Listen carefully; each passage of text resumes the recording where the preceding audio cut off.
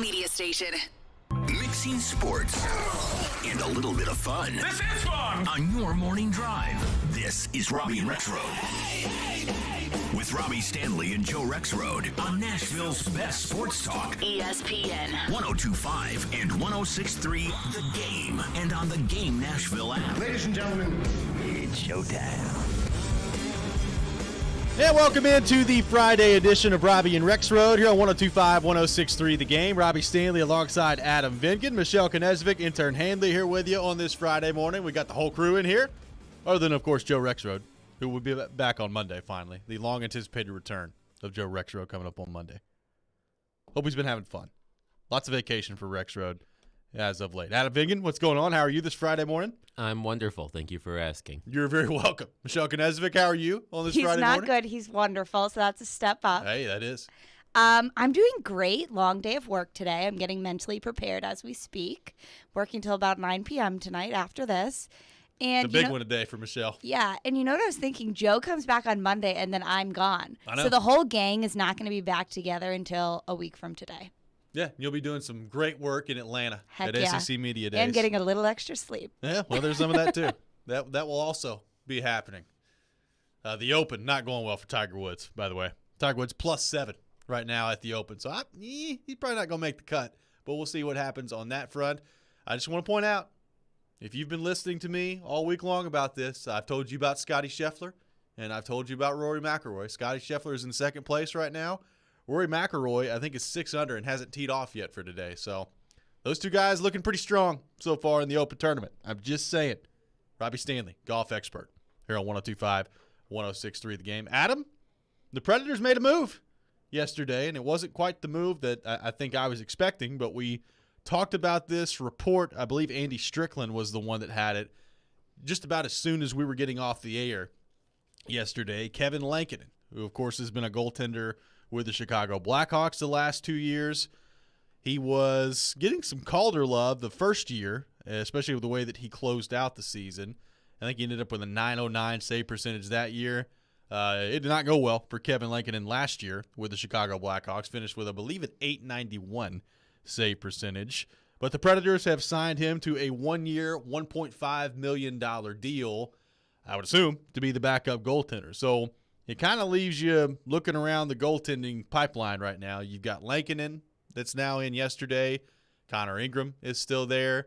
They qualified Devin Cooley the other day, who did play for Milwaukee last year and played well coming down the stretch. And, of course, there is Yaroslav Askarov as well, the highly touted young Russian prospect. So with all that in mind as the backdrop, what did you think of the Predators going out and signing a backup goalie yesterday in Kevin Lankinen? Seems like a waste of money to me, personally. It's kind of the first thing that came to mind for me, too. Because Lankinen is bad. And you have to understand, of course, the context, which is he played for a bad team these past couple of years. But he certainly didn't help. And I went and looked at this yesterday in preparation for today. I went onto moneypuck.com and sorted goalies who played in 20 games last season by goals saved above expected in all situations, which is just a fancy way of talking about the quality of shots they faced and the goals they were supposed to save and whatever. Yeah.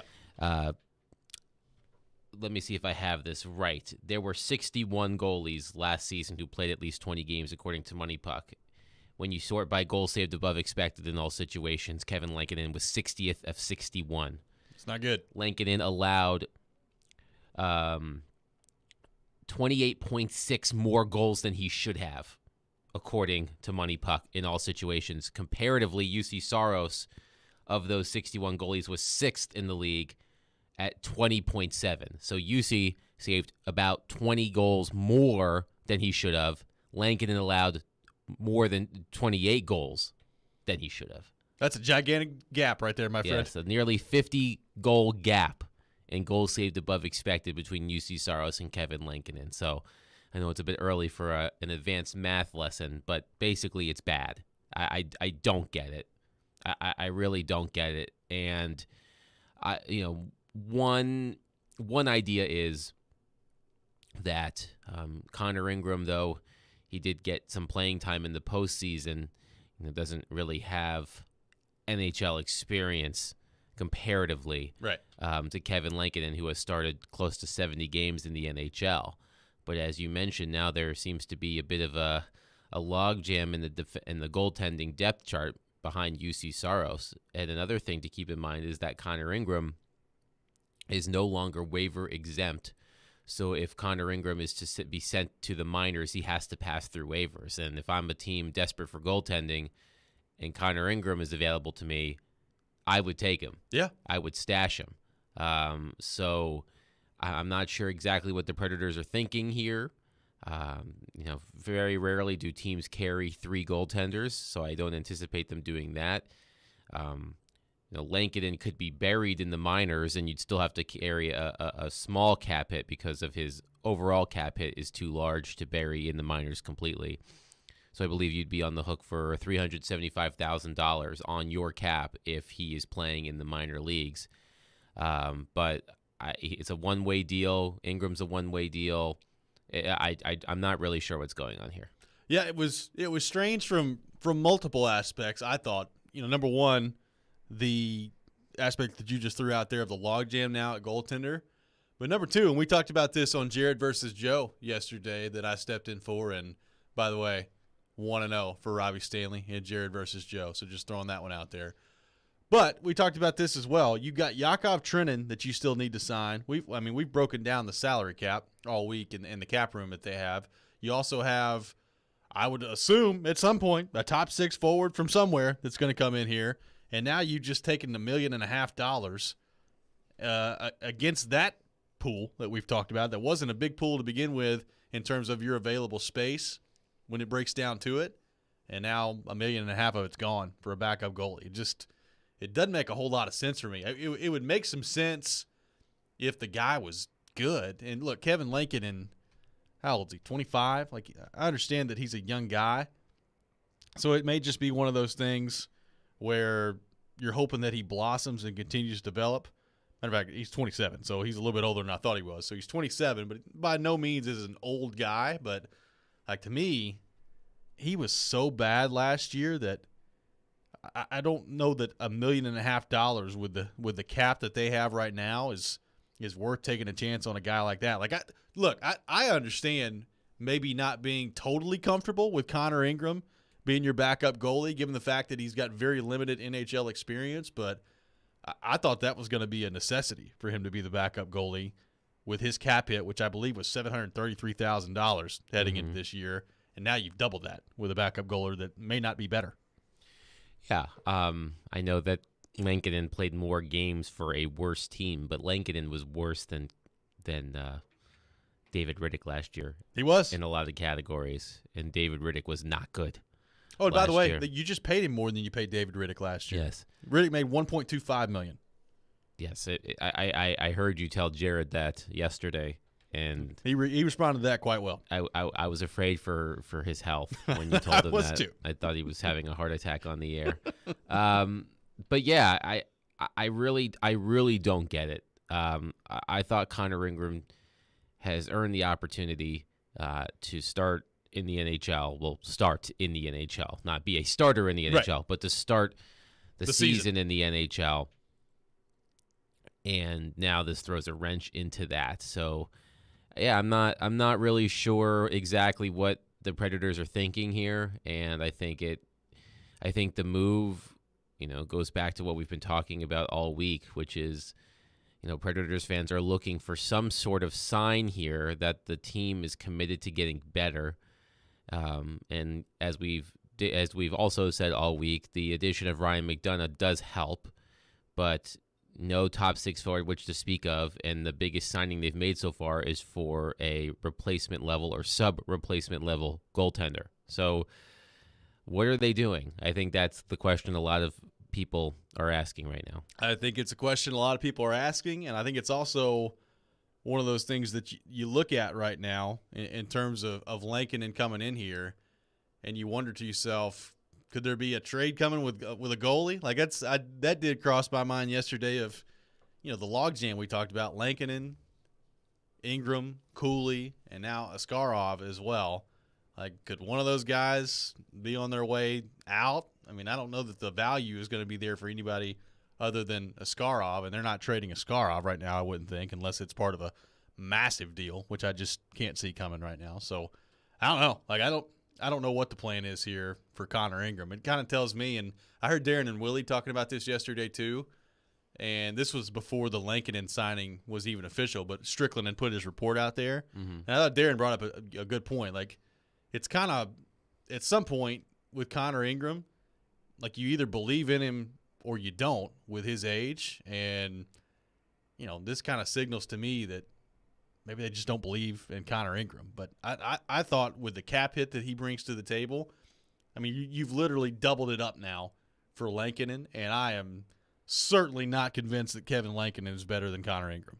No, I'd rather take a chance with a youngster who has shown some promise than a goaltender who, as you said, despite a good start to the season a couple of years ago, has really been nothing special. So, you know, I don't think if you're a Predators fan and you feared anytime David Riddick started a game last season, I think you're going to feel worse anytime Kevin Lankinen is in goal, because from what we've seen, it hasn't been pretty. It has not gone well. We are off and running here today on Robby and Rexrode. We'll take your thoughts on the Predators. 615-737-1025 on our phone and text lines, driven by WilsonCountyHyundai.com. 615-737-1025. What did you make of the signing of goaltender Kevin Lankinen yesterday by the Nashville Predators to a 1-year, $1.5 billion deal? We'll continue that discussion next. This is Robby and Rexrode on 102.5, 106.3 The Game. And here we go! Every Tuesday at 11. The Music City Grand Prix is green! The DDC will get you set for the Big Machine Music City Grand Prix by talking to some of IndyCar's best drivers. Joseph Newgarden. It's a great event. Everyone has a great time at it. Second year I think will be better than the first. Weekly driver interviews are presented by Social Furniture, where we sell comfort. Shop local, shop social at 5412 Charlotte Avenue, and by the Nashville Sheriff on 102.5 and 106.3 The Game and the Game Nashville app. Don't wait to get a new job. Express Employment Professionals is hiring for more than 35,000 jobs. Find your local Express office at expresspros.com or on the Express Jobs app. Tune in to ESPN 102.5 The Game every Tuesday afternoon at 4:30 for ESPN's Trevor Maddich joining me, Jared Stillman, on Stillman & Company as we dive deep into the college football world and all the latest from the SEC. It's all brought to you by Houston Clinic Orthopedics, when experience matters. To know what makes Genesis Diamonds so special, you have to understand its origin. Back when owner Boaz Ramon used to sell diamonds only to jewelry stores. I was selling to more than 700 jewelry stores. I didn't like what I saw. What he saw in retail stores was grossly inflated prices, limited selection, pricing games, and a sales process that put the customer at a disadvantage. And it motivated this wholesaler to start his own retail revolution. My passion was to build a place where the customer is going to be very informed. We're not going to hide any information from him. We're not going to have to get diamonds from other people. We're not going to mark up our prices to mark them down. So Genesis was born. No middleman markups, no commission salespeople, industry-leading warranties, 30 times the selection, a no-holds-barred diamond education that empowers the customer, and a refreshing, relaxed, no-pressure atmosphere. We created a place where the consumer is the king. Come and get the royal treatment today. Genesis Diamonds, Green Hills and Cool Springs. Finding great candidates to hire can be like, well, trying to find a needle in a haystack. Sure, you can post your job to some job board, but then all you can do is hope the right person comes along, which is why you should try ZipRecruiter for free at ZipRecruiter.com/radio. ZipRecruiter doesn't depend on candidates finding you. It finds them for you. Its powerful technology identifies people with the right experience and actively invites them to apply to your job. You get qualified candidates fast. So while other companies might deliver a lot of hay, ZipRecruiter finds you what you're looking for. The needle in the haystack. See why 4 out of 5 employers who post a job on ZipRecruiter get a quality candidate within the first day. ZipRecruiter, the smartest way to hire. And right now, you can try ZipRecruiter for free. That's right, free at ZipRecruiter.com/radio. That's ZipRecruiter.com/radio. ZipRecruiter.com/radio. Looking good, Mrs. Dubs. The head groundskeeper at Thad's golf course just retired. We need to find someone in the next 2 weeks. Someone with botany and management experience. He needs a replacement because the greens are already looking a little rough. Aeration, they need to know it all. Indeed can help him hire great people fast. I need Indeed. Indeed you do. You can schedule and conduct virtual interviews all from your employer dashboard. Earn up to $500 in sponsored job credits by interviewing on Indeed. Visit Indeed.com/credit. Terms and conditions apply. Well, you've got the whole world listening. What do you got to say? Never miss a moment of the show. Subscribe to the Robby and Rexrode podcast on iTunes, Spotify, and wherever you get your podcasts. We may now begin our day. You're listening to Robby and Rexrode on ESPN 102.5 and 106.3 The Game, and on the Game Nashville app.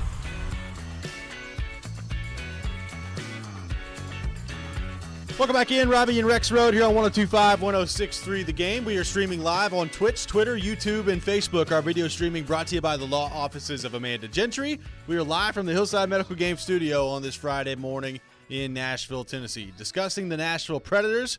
Taking your thoughts on our text line driven by WilsonCountyHyundai.com, 615-737-1025. The Predators signing Kevin Lankinen yesterday to a 1-year, $1.5 million contract. They did have some other signings that were made official yesterday that were all basically at the American Hockey League level. But Kevin Lankinen, the NHL transaction yesterday. So I guess the goaltending duo is now Saros and Lankinen. And Adam, the other part of this that we haven't talked about is the workload for UC Saros. That was a heavy point of discussion last year with the amount of games that he played. Obviously, we know that Saros got hurt coming down the stretch. Now, Saros' injury was not a wear and tear injury. He basically got run into in the crease and was cutting across there. But he did play in 67 games last year. Now, the schedule next year, it's a little bit more spread out, not as condensed as it was this past year with what was supposed to be the Olympic break for the players in there. And then all of a sudden, the back half of the schedule was intense, playing basically every other night. It's a little bit more spread out this year and more of a normal schedule, but even still, Saros at 67 games last year. Is that the ideal amount of games for him? Should the Predators consider, cutting that down a little bit? Well, now that Lankinen is, I guess, going to be the guy that's the backup goaltender, unless he improves dramatically from last year, I don't know how, if you're the Predators, you're going to be overly comfortable sitting out UC Saros all that often, other than in back-to-back situations. Yeah, and I think 67 games is too much for UC Saros. That number led the league last season, and some of it was out of necessity. There were times where David Riddick was unavailable, and quite frankly, UC Saros gave them the best chance to win, and they didn't really have the wiggle room to fool around. So, preferably, I think UC Saros would be in the, the 60-ish start range, maybe between 55 and 60, but that means somewhere between 20 and 25 starts for Lankinen. And the question is, can you trust a goaltender with his numbers to play that many games? Now, your hope is that if the Predators improve defensively, particularly with the addition of Ryan McDonough, then Lankinen may not face as tough of a workload, game to game as he did in Chicago. Whose defense is brutal, by the way. Yes, which was bad defensively. So, perhaps you're hoping that an improved defensive unit in front of him, Lankinen, that is, would certainly help him. But, I would, I'm sure we'll hear from the principals here at some point to discuss this move, and I'd be very curious to hear what David Boyle was thinking when he made this move. Let's go to our text line, driven by WilsonCountyHyundai.com, 615-737-1025, 615-737-1025. John in Thompson Station texting in says, do we think Ingram could be part of a package for JT Miller? Does Vancouver need a goalie? I guess you can never have too many goalies, except for maybe the Predators right now that might have too many goalies. But I don't know.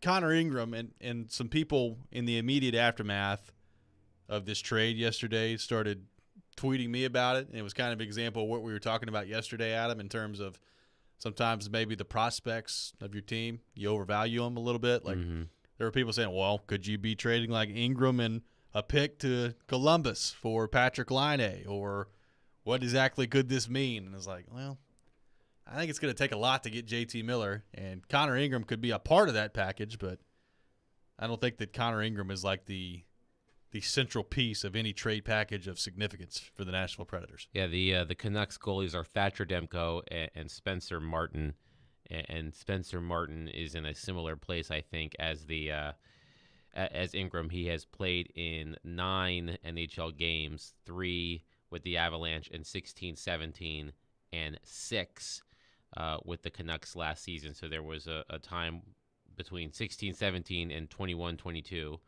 where he did not play at all in the NHL. A lot of time spent in the AHL and even a little bit of time in the ECHL. So, I guess compared to Spencer Martin, Connor Ingram has a similar amount of experience. But, yeah, I think that goes back to what you were just saying and what we were talking about the other day, that that oftentimes fans of teams overvalue their own prospects. I think Ingram is a really solid goaltender, and I think he has proven himself, at the AHL level, and I think he showed in the postseason, especially in Game 2 against the Avalanche, that he can play incredibly well, but he is untested at the NHL level, all things considered. Sure. So I think, if you want to send him the tape of Game 2 of the Avalanche series, and that's all and just say that you lost the rest of the tape, then maybe you can get JT. You might be able to get Connor McDavid. Right. Send him that part of it. Yeah. Right, but I don't think that's the case. I think Ingram is a really solid player and has been through a lot personally and persevered. But I'm not, he could be part of a package, as you said, but he's not the centerpiece of a trade deal, I don't think. Not anyone of major significance, no question about that. John on the text line says, are we sure Jimmy Haslam isn't running the team? These are some Cleveland Browns type moves. Well, they didn't give Kevin Lincoln $230 million guaranteed. They did not do that. So I would give Bill Haslam some credit there, even though he's not really in the decision-making room at the moment. But, yeah. A little bit of a price difference there. Yes, just a bit. But I think I think this goes back to what we've been talking about all week. It's just that the Predators fans are hoping to see some sort of sign that this team is committed, to really improving. And as you said earlier this week, that, I think some fans gloss over the Ryan McDonough acquisition, but I still think that there's more that needs to be done to really convince Predators fans that this team is committed to actually competing, because as I've said, just based on what we see right now, maybe they're, a bit better in the standings this coming season than they were last season, based on the acquisition of McDonough and the experience of some of the younger players now. But I still don't see a team that I would consider a legitimate threat, to compete for a title. By the way, there's a guy that we've talked about this week as, I guess, a potential fit for the Predators, even though with the position that he plays, I don't guess I really ever thought about it and considered it too much. But Dylan Strome did sign with the Capitals yesterday, so a 1-year, $3.5 million deal. I'm kind of surprised he signed a 1-year deal. I thought he might get a couple-year deal that kind of sets him up well for free agency. He's just 25 years old, but he does sign a 1-year deal with Washington, and kind of a prove-it deal for Dylan Strome as he's looking for a next big contract after that. But that's another top 6 caliber forward, if you're the Predators, that was in your price range that is now off the table for them with him going to Washington yesterday. Well, it makes sense for the Capitals because Nick Backstrom is out to start the season and could miss the entire season, though I believe it has been said that they hope that he can come back at some point after having hip resurfacing surgery. So Strome slides right in as their second-line center, I guess, behind Evgeny Kuznetsov. So that makes sense. And another forward we've been talking a lot about this week is Nino Niederreiter. And it's my understanding that the Predators did talk contract with Nino Niederreiter, but but they were not able to come to terms that both sides could agree on. Okay. So it sounds like to me that the Nino Niederreiter ship has sailed as well. So things can change, but it appears that you could cross Niederreiter off of your wish list for a top 6 forward as well. So the Predators were in contact with Niederreiter and his agency? Yes. Okay. But it didn't appear that they were able to come to a contract that everybody liked. Apparently not. He's still out there Yes. and available, so we'll see what happens on that front. But, Strome now off the table. We talked about Perron. Like, you're starting to look around the free agent part of this. The list is getting short in terms of free agents that could come in and make a difference in the top 6. You now have the goalie situation with Lankinen as your backup goaltender. What happens with Ingram and with Cooley and now with Askarov as well? That's the other thing. Like, let's say Ingram somehow gets down to Milwaukee and he's playing in Milwaukee this year, and you've got Cooley down there as well. Like, are you carrying 3 in Milwaukee? Like, is Askarov going to play like once every couple of weeks? Like, what's the plan there? That's the interesting part. Is it's not even just a logjam of goaltender between, Lankinen and Ingram, who are both, I think, NHL quality goalies. But now what do you do with Askarov as you're trying to have him develop at his pace and get more playing time? Like last year, because of the situation that Askarov was in, and quite frankly, because his KHL team knew that he was leaving and coming over here, they barely played him. Like, he barely played last year. So he needs to play a lot this year, I think. Yeah, and I guess one option, which, is they could send him to the ECHL. Yes. But I don't think that makes a whole lot of sense.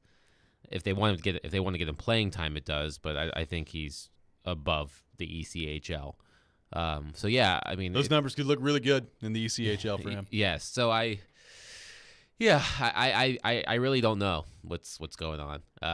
The goalie was like the last thing that they needed, in my opinion. So we'll see. But I feel like this could be detrimental to somebody's development if you're shoehorning Lankinen onto the roster. 615-737-1025, 615-737-1025. We'll continue to take your thoughts on the Predators. Coming up next, we'll make the case for JT Miller, Alex Killorn, and Gus Nyquist. What would it take for the Predators to acquire one of those top 6 forwards? We'll get into that next. This is Robby and Rexrode on 102.5, 106.3, The Game. This is Mikhail Kralin, and this is Nashville. And the rebound shoveled in by Mikhail Granlund, and the Predators have tied it up on the power play. This is the flagship of the Nashville Predators Radio Network. ESPN 1025, The Game. Staples is evolving to Staples Connect, a new world of possible with innovative tools for small business and remote workers and learners. Explore what's new at your local Staples store or staplesconnect.com. Hello, Nashville. Looking to save money on your wireless bill? You can when you choose Consumer Cellular. Sign up today and you'll get the exact same coverage as the leading carriers for half the cost. This gives you direct access to the widest, most established cellular networks available. Consumer Cellular offers flexible monthly plans with no contract and simple, affordable service that's perfect for your lifestyle and budget. Featuring a wide variety of top-of-the-line phones from Samsung, Motorola, and Apple, you'll find a phone that's perfect for you. Everything is backed by a 100% risk-free guarantee, plus 100% U.S.-based award-winning customer support. Switch your talk, text, and data plan before July 31st and get $100 on every new line of service. Right-size your plan and downsize your bill with Consumer Cellular. Visit consumercellular.com/Nashville100 and enter code Nashville100 to start saving today. Golfers, it's time to tee it up at Edwin Watts Golf Shops with all the hottest brands in golf at the best prices, featuring tailor-made stealth carbon woods and irons. Callaway's Rogue ST collection of woods and irons, Titleist's T-Series irons and Vokey wedges, and Ping's G425 woods and irons. All this and more at Edwin Watts Golf Shops. Swing by and receive a free custom fitting today. Edwin Watts Golf Shops, home of the 90-day satisfaction guarantee, or shop us online at worldwidegolfshops.com. Your company's hiring. Who isn't? We would love to show you how to use 102.5 The Game to attract and retain employees. We can also help you find the exact person you're looking for with a targeted digital campaign. You can trust our team to help you build your team. Email us at together@cromwellmedia.com. Welcome to Lowe's Summer Savings. Find great deals across the entire store and check out the back aisle for savings you can't pass up. Get up to an additional $500 off now on select major appliances. Or snag our Allen & Roth Harlow Brush Nickel Widespread Faucet. Was $99, now $79. Enjoy great savings all summer long at Lowe's. Home to any budget, home to any possibility. Appliances in-store must ask cashier to apply discount at time of purchase. Online must enter applicable promo code at checkout. Savings vary based on purchase amount. While supplies last, about 7/14 through 7/20. MVP's bonus days are here for pros. For 12 days, pros save big and MVPs get even more. Because MVP's Pro Rewards members can earn bonus points to redeem for rewards. Earn points on every dollar spent up to $1,000 and get up to 3 times more points when you shop select brands and products. Find MVP's bonus day savings from July 11th to the 22nd in-store and online. Exclusively at Lowe's. Exclusively for pros. MVP's Pro Rewards program subject to program terms and conditions. Details at lowes.com/L/pro loyalty terms. Subject to change. Your home for Hit City is 94.9 The Fan. Your Nashville Sounds continue their series against Memphis. Swing and a miss, strike 3. Sounds win. Pre-game at 6:50. On your home for Sounds baseball, 94.9 The Fan and The Fan app. Hey Nashville, this is Laura Rutledge from the SEC Network, and you're listening to Nashville's best sports talk, ESPN 102.5 The Game.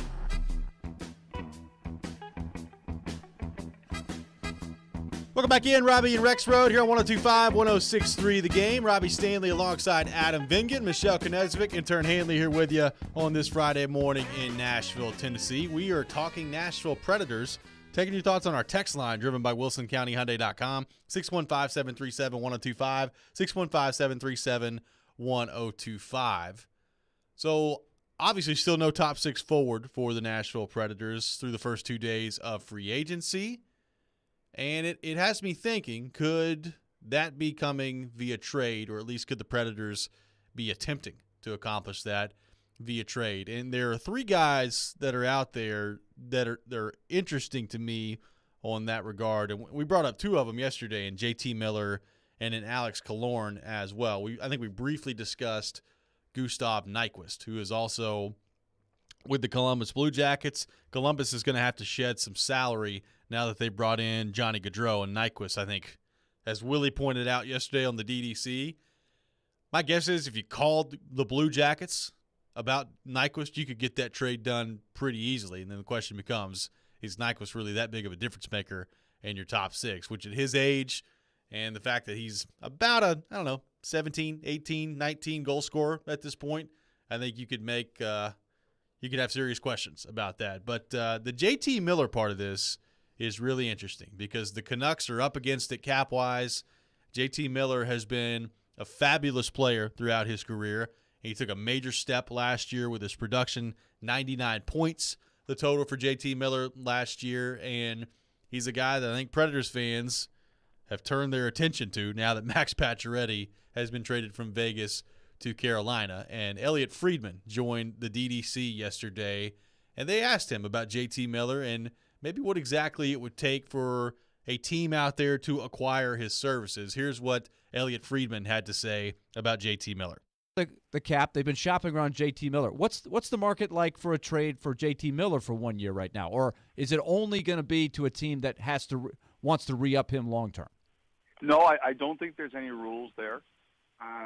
First of all, I'm a big JT Miller guy. I love the way he plays. I really do. He's a bit of his personality is definitely edgy. There's no question about that. And he really has a major presence in a room. But, that's not a big deal. We all deal with edgy people all the time. I really like Miller a lot. I think Vancouver is looking to clear space, and I think you guys could really handle that. But I think they're asking a lot. And first of all, I should have probably considered this earlier. I think he'd be a perfect fit for you guys. I really do. I just think the Canucks, for example, we had heard during the year that they were talking with the Rangers, and the names that were being thrown around were like Filip Chytil and Kaapo Kakko and Braden Schneider, who the Rangers didn't want to give up, and that was one of the reasons the deal fell apart. But that's the kind of thing that, it's been rumored that Vancouver is looking for. So I think you would have to see, do you guys have a package like that which could entice them? Now, the one thing that really could help you here is if you're not looking to extend Miller, I think Vancouver has been very, very wary, extremely wary of allowing anyone permission to talk to him about an extension. If it's happened, like as of the draft last week, I don't think it had happened. Now, there had been some sense that maybe Vancouver might change their mind on that issue, but I don't know that it's happened.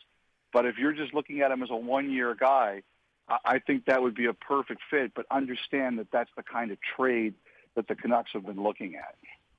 So that was Elliot Friedman yesterday on the DDC. So I agree. Like, I think JT Miller would be a great fit, obviously, in the top six. He's been a really good player throughout his career. He did, take a huge jump in production last year with 99 points and 32 goals in 80 games. But as Friedman pointed out there, the asking price for JT Miller to this point has been very high, and there have been obviously no takers because he's still a member of the Vancouver Canucks. So let's just start on the JT Miller front, Adam. What did you think of what Elliot Friedman had to say there? And if you're the Predators, how much consideration would you give maybe trying to put a package together to the Canucks for a guy like JT Miller, even if it only ends up being for 1 year?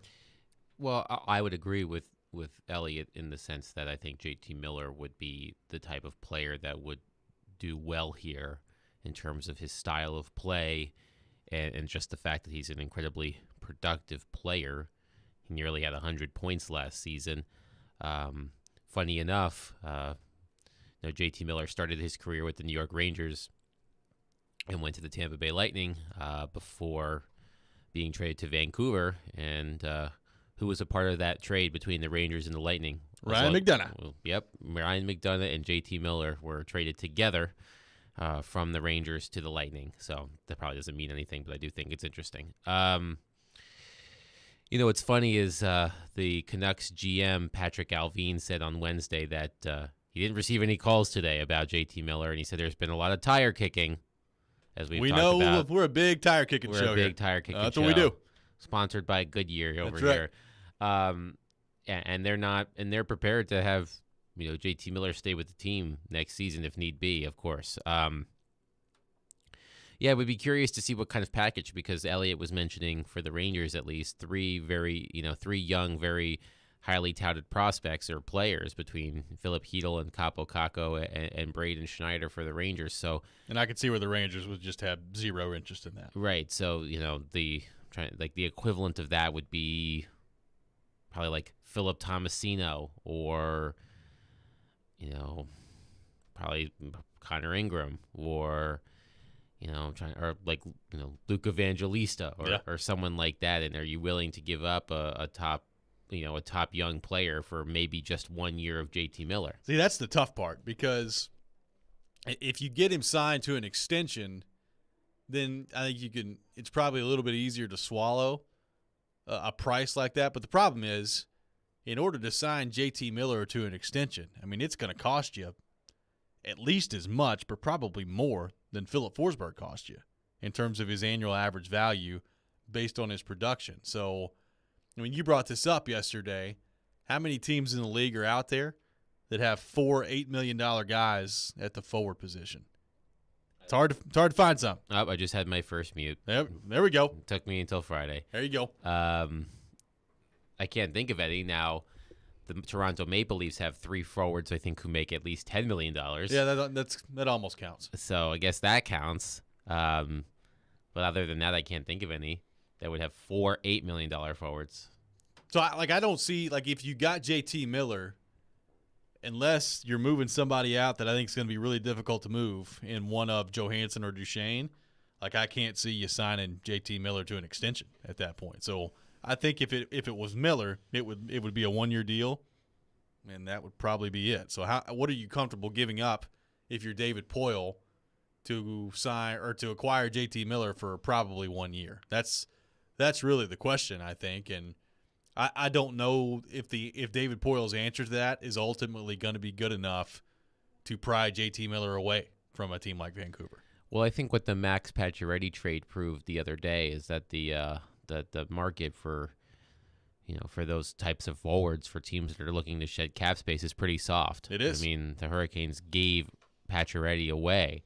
That's not to say that Miller will be given away, but Pacioretty, I would say career-wise, and Miller are probably on the same level or very close. Yeah.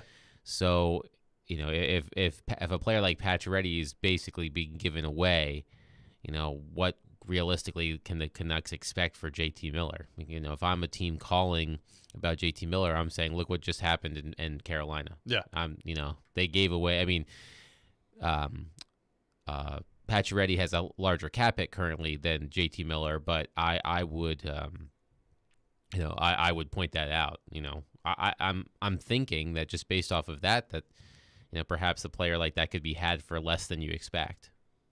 Yeah, and that's the thing. Like, it's one thing if you're the Canucks to have a high asking price, but you also have to have teams that are willing to meet you at that asking price. And it doesn't sound like, based on the reporting that's been out there, that anybody's been really close to that as of yet. So then the question becomes, like, how willing are the Canucks to try to keep him in the fold?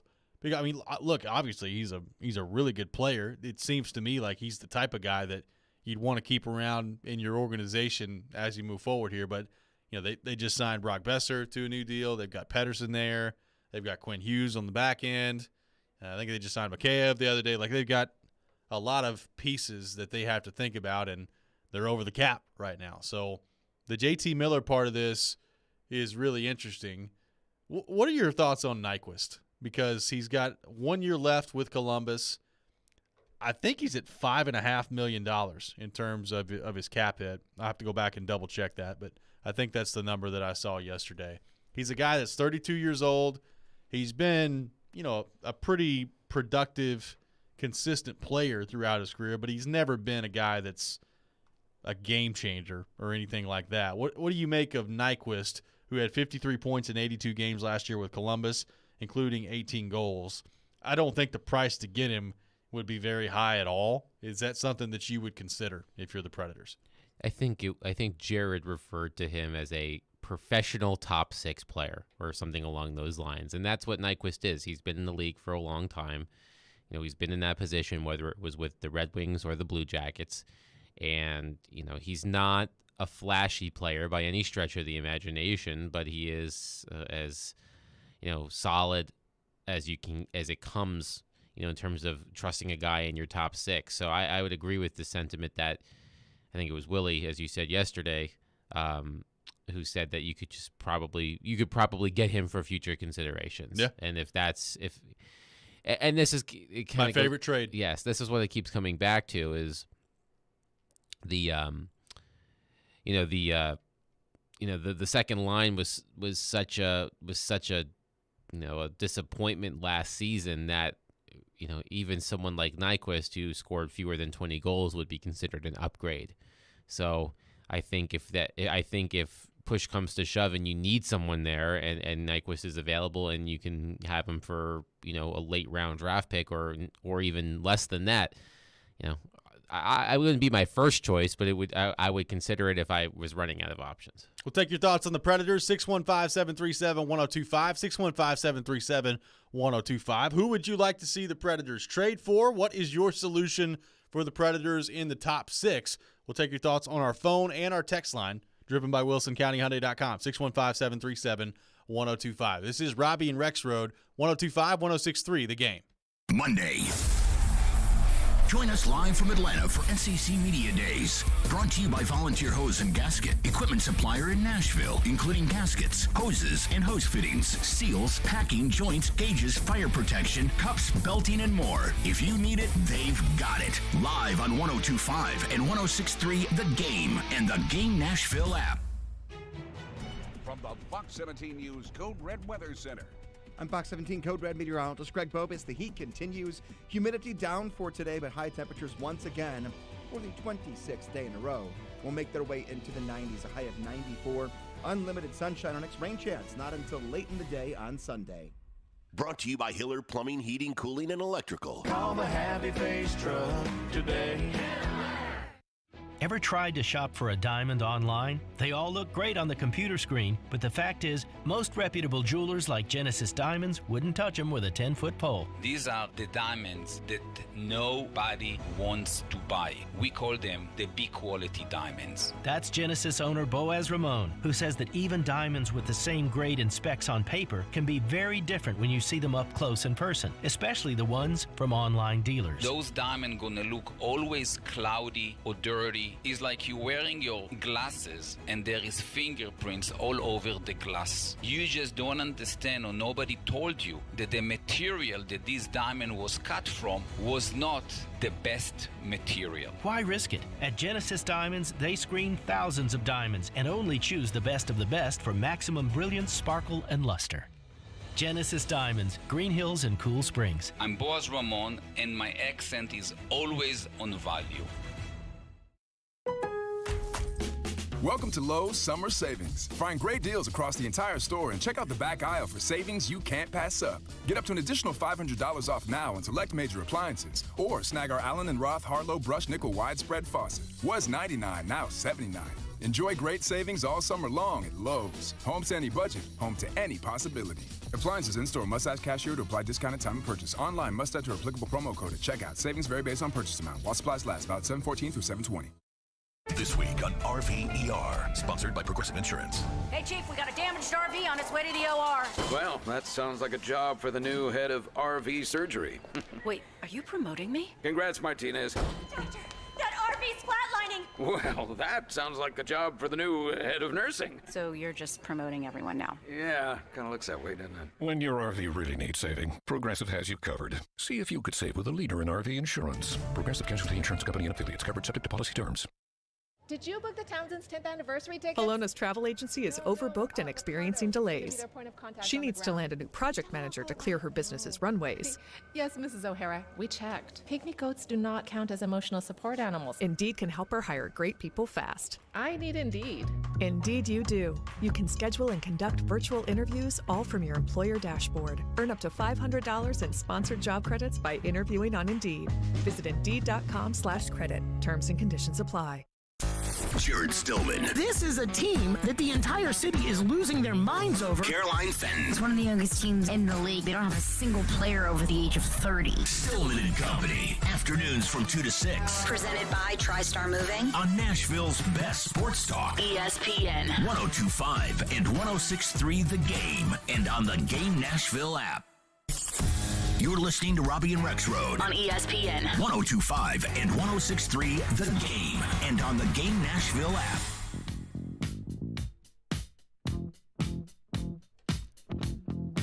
Welcome back in, Robby and Rexrode here on 102.5, 106.3 The Game. Robbie Stanley alongside Adam Vingan, Michelle Knezovic, intern Hanley here with you on this Friday morning in Nashville, Tennessee. We're taking your thoughts on our text line driven by WilsonCountyHyundai.com, 615-737-1025, 615-737-1025. Clay on the text line says, Jake DeBrusk, 2 years at $4 million on current deal. Just re-signed, but has repeatedly said he wants out. He's a pure scorer, too, when he's on. This comes from Clay on the text line. It kind of sounds like it was a Bruce Cassidy problem. Maybe just not, maybe a disagreement with the coaching staff. I hate to break it to Clay, but Jake DeBrusk has rescinded his trade request, so he doesn't want to leave Boston anymore.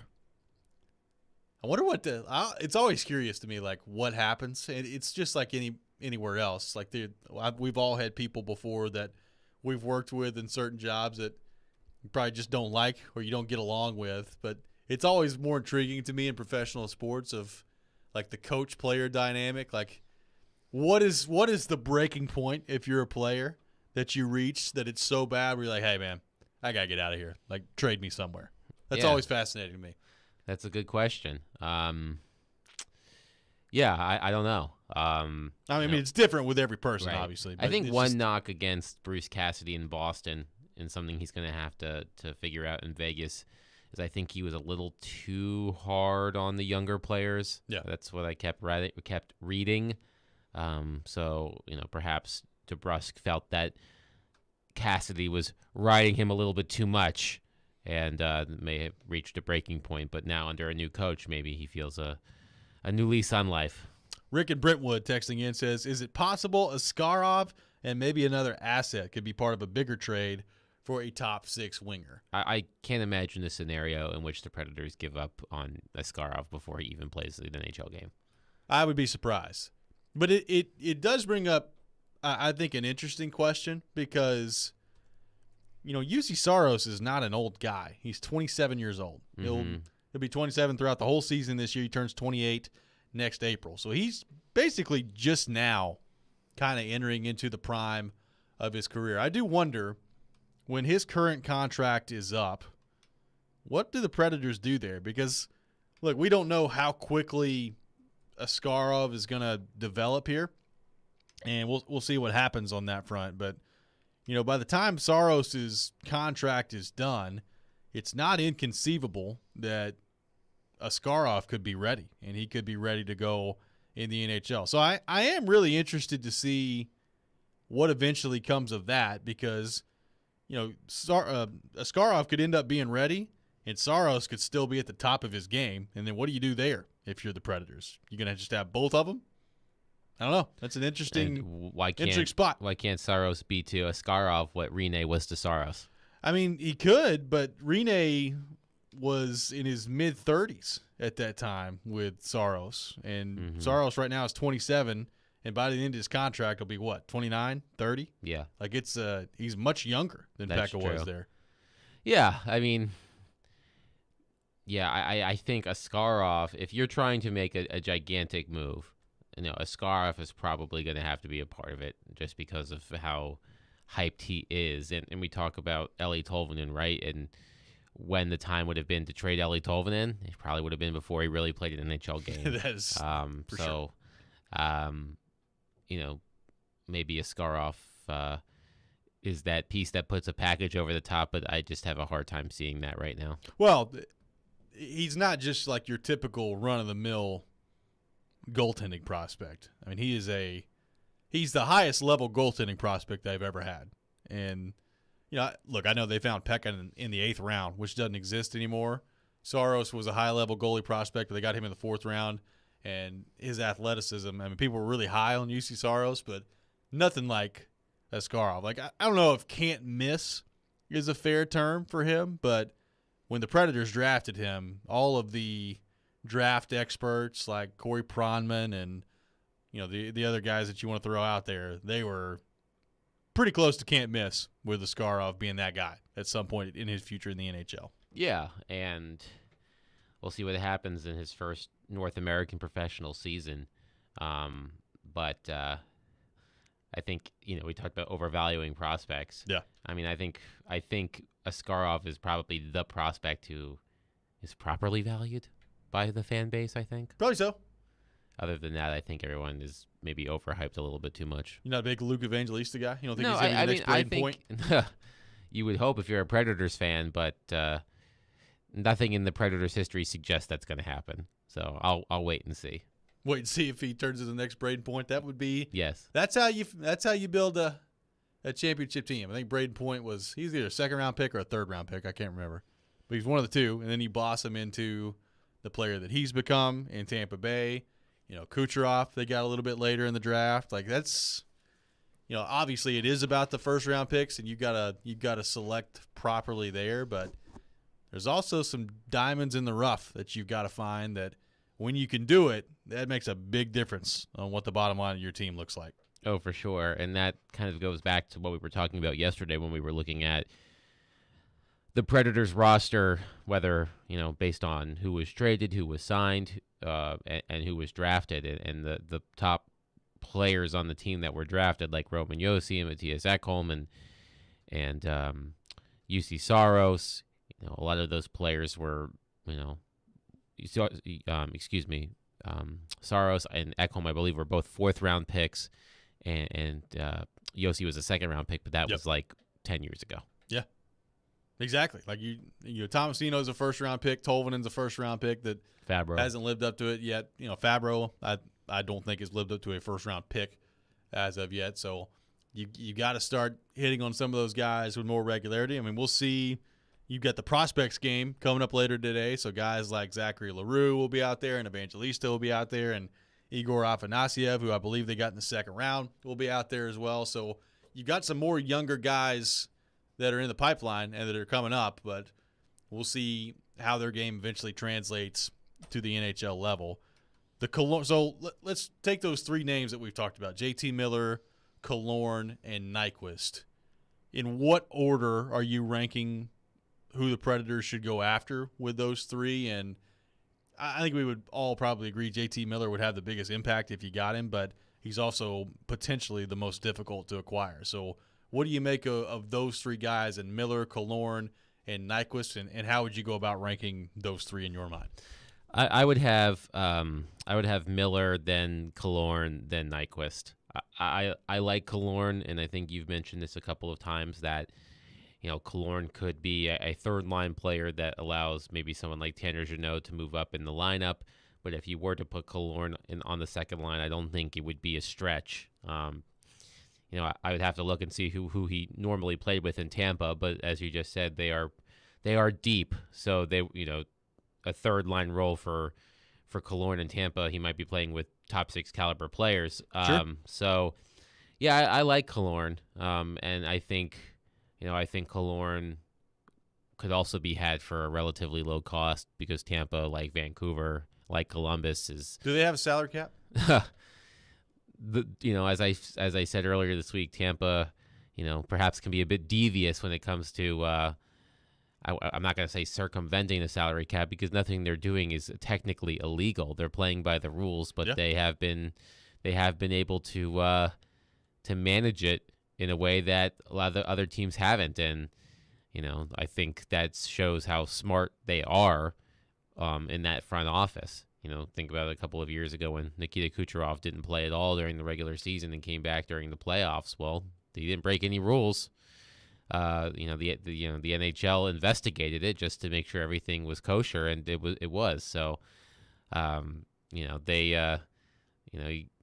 was gonna say if you're not cheating, you're not trying, but right. They're not cheating technically, and they're certainly trying. No question about it with the run that they've been on. 615-737-1025, 615-737-1025. Who have been the winners and losers thus far in NHL free agency, and how has the free agent picture impacted how you view the Predators? We'll get into that coming up next. You're listening to Robby and Rexrode here on 102.5, 106.3 The Game.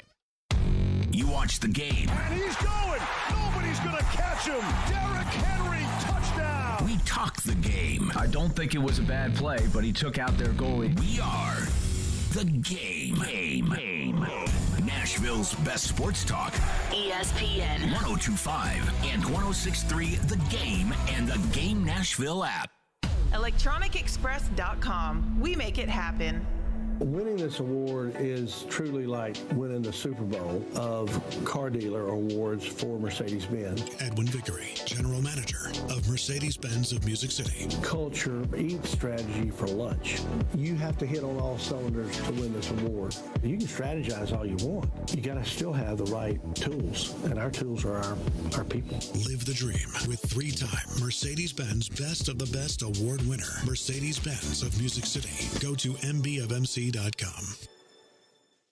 312 Pizza Company is Nashville's authentic Chicago pizzeria, and they're now hiring. Work for a family-owned business and be a part of their incredible team. 312 Pizza Company is hiring for all positions, including host, waitstaff, bartenders, cooks, and more. 312 Pizza Company offers health insurance and paid time off to full-time employees. Contact Kimberly at 615-730-7888 or email at contact@312pizzaco.com. 312 is an equal opportunity employer.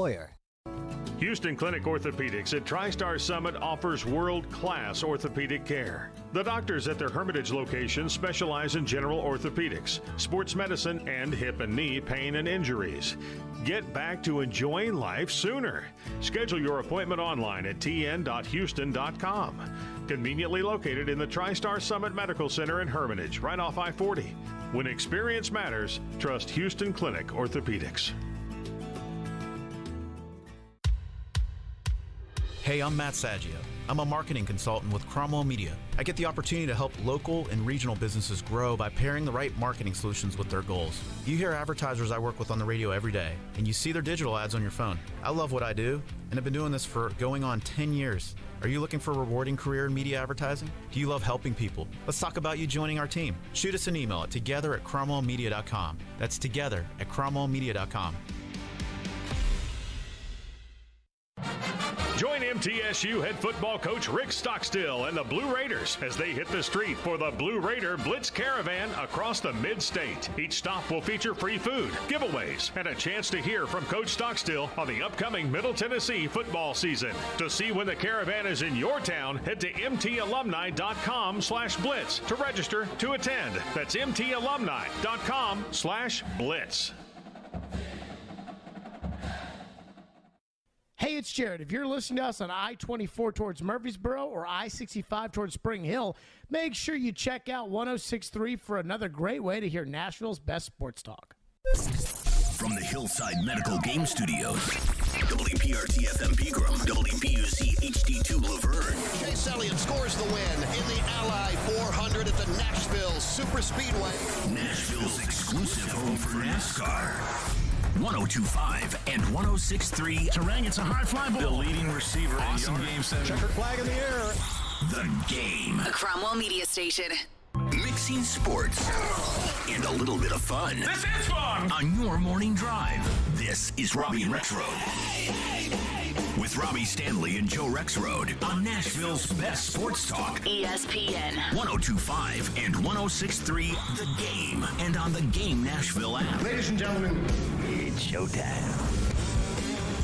Hour number 2, Robby and Rexrode here on 102.5, 106.3 The Game. Robby Stanley alongside Adam Vinkin, Michelle Knezovic, intern Hanley here with you on this Friday morning in Nashville, Tennessee. We're taking your thoughts all show long on our phone and text lines driven by WilsonCountyHyundai.com, 615-737-1025, 615-737-1025. Discussing the Predators and NHL free agency. The Predators signing Kevin Lankinen, a goaltender, yesterday to a 1-year, $1.5 million contract to, I would just presume, be the backup goalie to UC Saros this year. So that leaves them in an interesting spot in terms of what happens with Connor Ingram and the goaltender pipeline that right now looks like there's a bit of a logjam there at the moment. So an interesting move yesterday from David Poile and the Predators.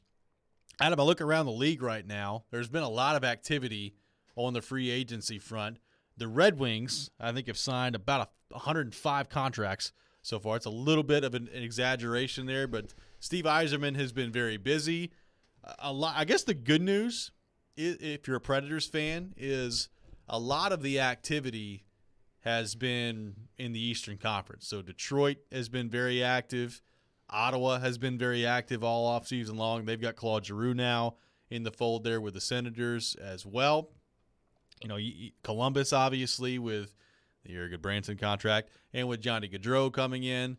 You know, Nazem Kadri is still out there and has not made his decision yet. So there's still some more bigger dominoes to fall, but a lot of the quote-unquote winners of NHL free agency thus far have come in the Eastern Conference. Yeah, I guess you could say that.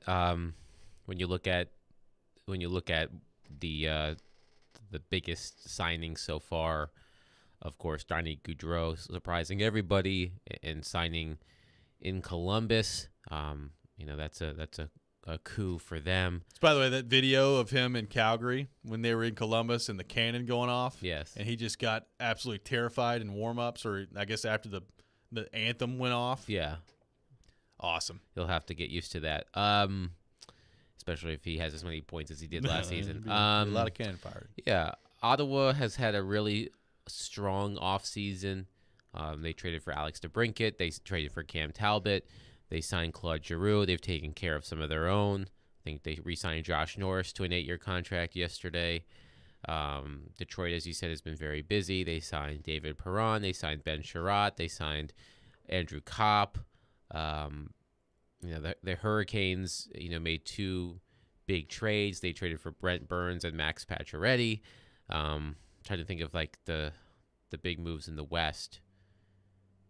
Can't really think of. There haven't been a ton. Really I don't think. there haven't been a ton. Calgary, obviously, you lose your big guy. Right. In Vegas Gaudreau. lost Pacioretty for nothing. Yeah. And trying to think of the other. St. Louis lost Perron. Now they signed Robert Thomas, but they already had him. So a lot of them have been. The Ducks got Ryan Strome from the Rangers. It's a good move for the Ducks, but like in terms of the top teams in the West, there haven't been a lot. Now, Colorado has retained Lehkonen, which I thought was a really good player for them in the playoffs. We'll see what there's starting to be. I guess some buzz out there that maybe Kadri eventually ends up back in Colorado, which if he does, they're going to be really, really good again, obviously, next year. I think either way, they're going to be really good next year. But there's not been a ton of high-level stuff in terms of the upper echelon Western Conference teams so far in free agency. Yeah. And we were talking about this yesterday about, if you're a Predators fan, it's kind of I wouldn't say sad existence, but it's not particularly exciting if the thing you're most excited about so far in free agency is that the teams that you would be competing with have gotten worse in some respects. You want your team to get better while other teams are getting worse.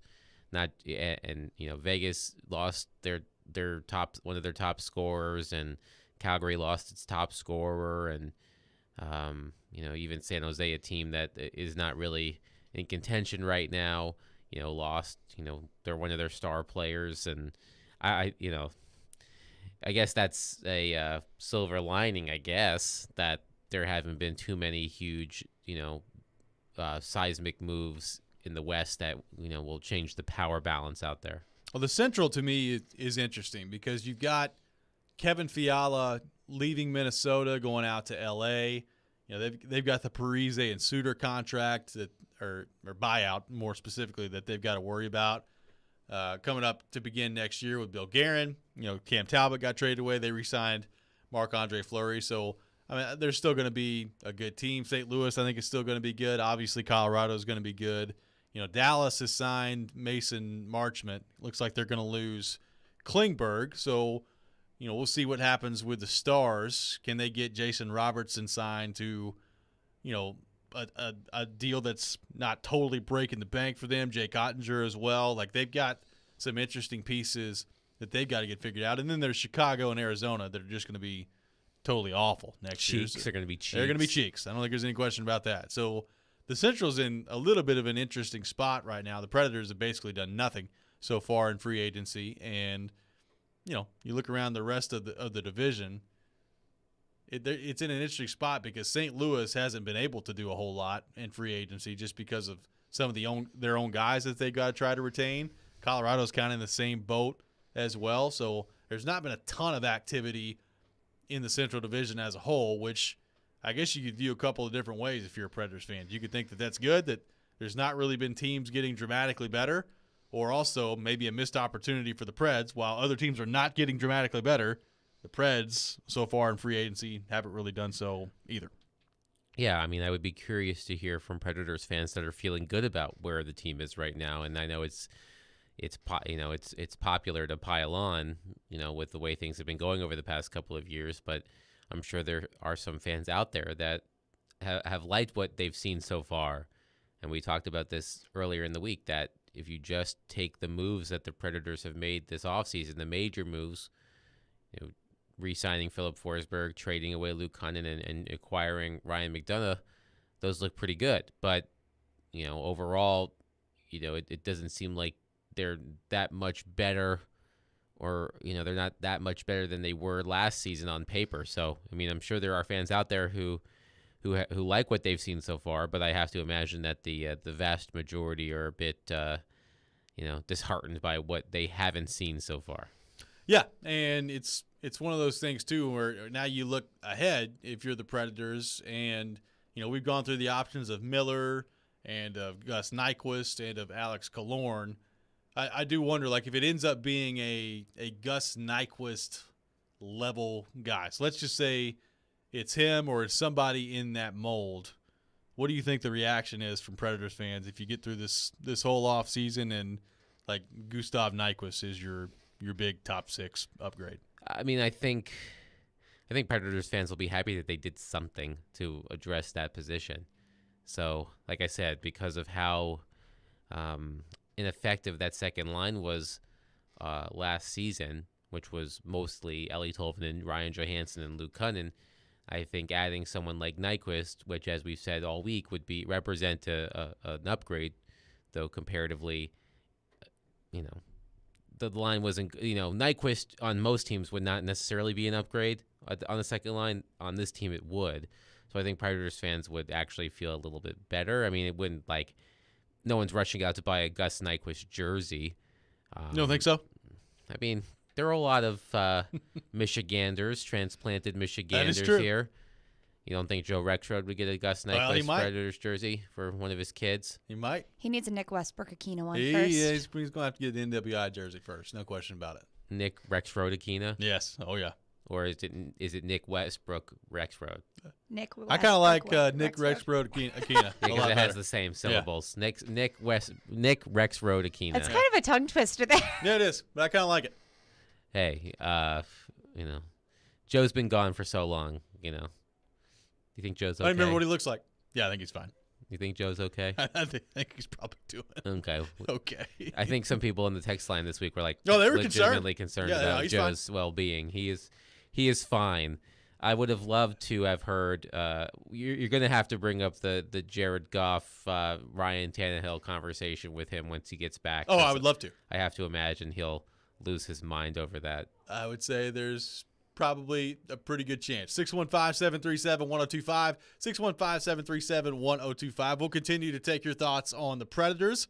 We caught up with John Glennon yesterday from NHL.com to get his thoughts on the Predators and free agency and where they go from here. We'll have that conversation coming up for you next. You're listening to Robby and Rexrode here on 102.5, 106.3 The Game. Hey, Willie Donick here. Join us Friday at 10 a.m. as Chris Mason and I call the 2022 Preds Prospect Showcase as the future Preds go toe-to-toe at Ford Ice Center Bellevue. Coverage starts at 10 before puck drop at 10:30 right here on 102.5 and 106.3 The Game and the Game Nashville app. It's Dell Technologies' biggest business sale of the year with Black Friday early access deals on Windows 11 PCs. Call 877-ASK-DELL. Dell Technologies recommends Windows 11 Pro for business.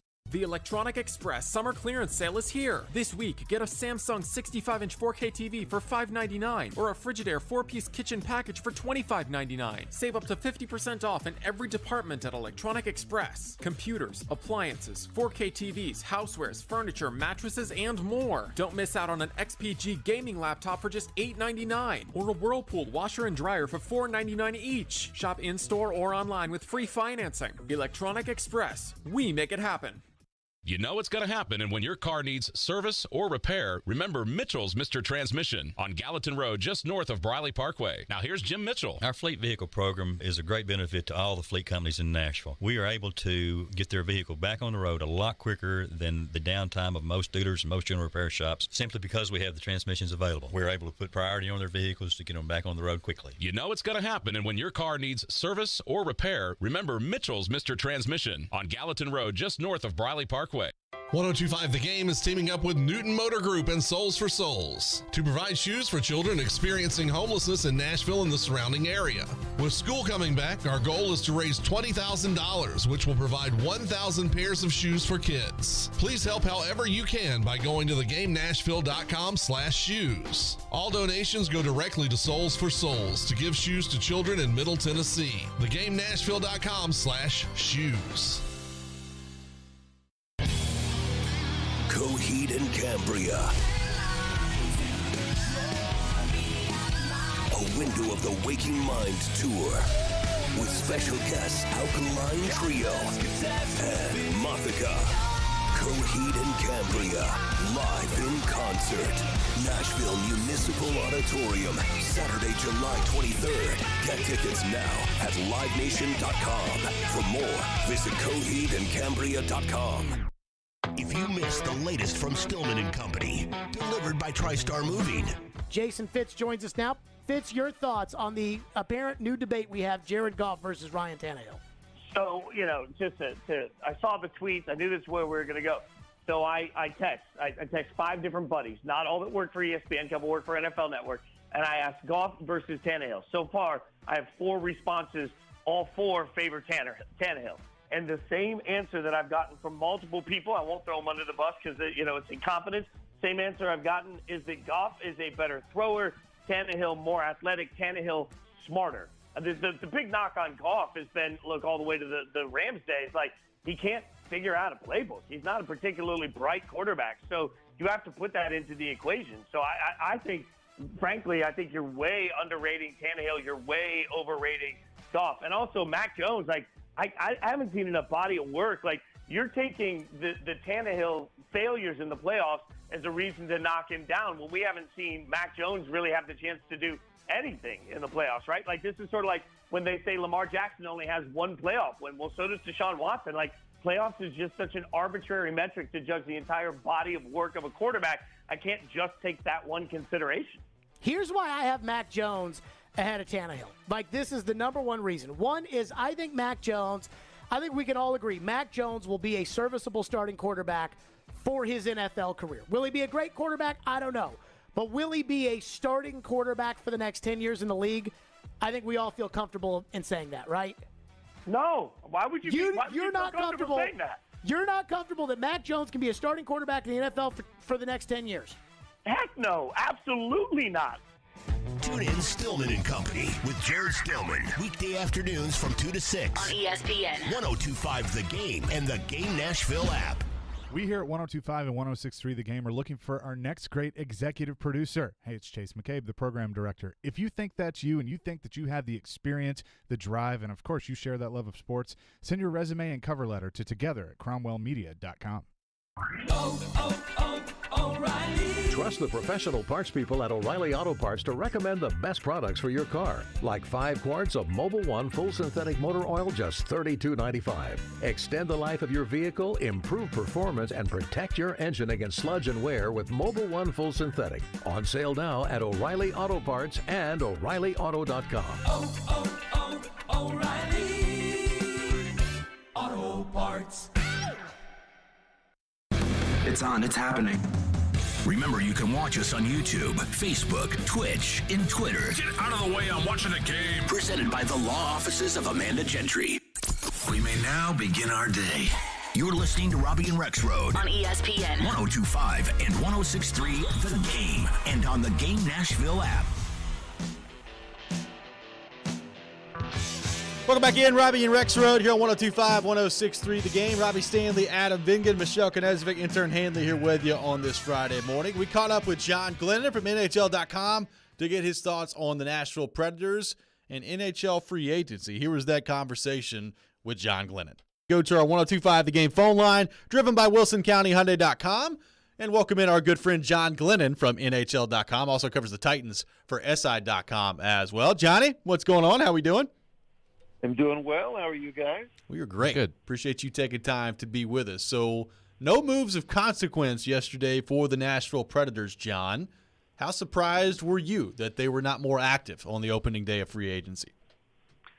I would say a bit. I think like David Poile had certainly indicated there was interest in adding a forward, preferably a top 6 forward. There were some out there, but I thought it was interesting just the other day, kind of hearing David Poile sort of take a look ahead towards free agency. And despite the fact that he was, kind of interested in maybe a top 6 guy, he also didn't sound like a guy who wanted to commit to a big multi-year deal with another player as well.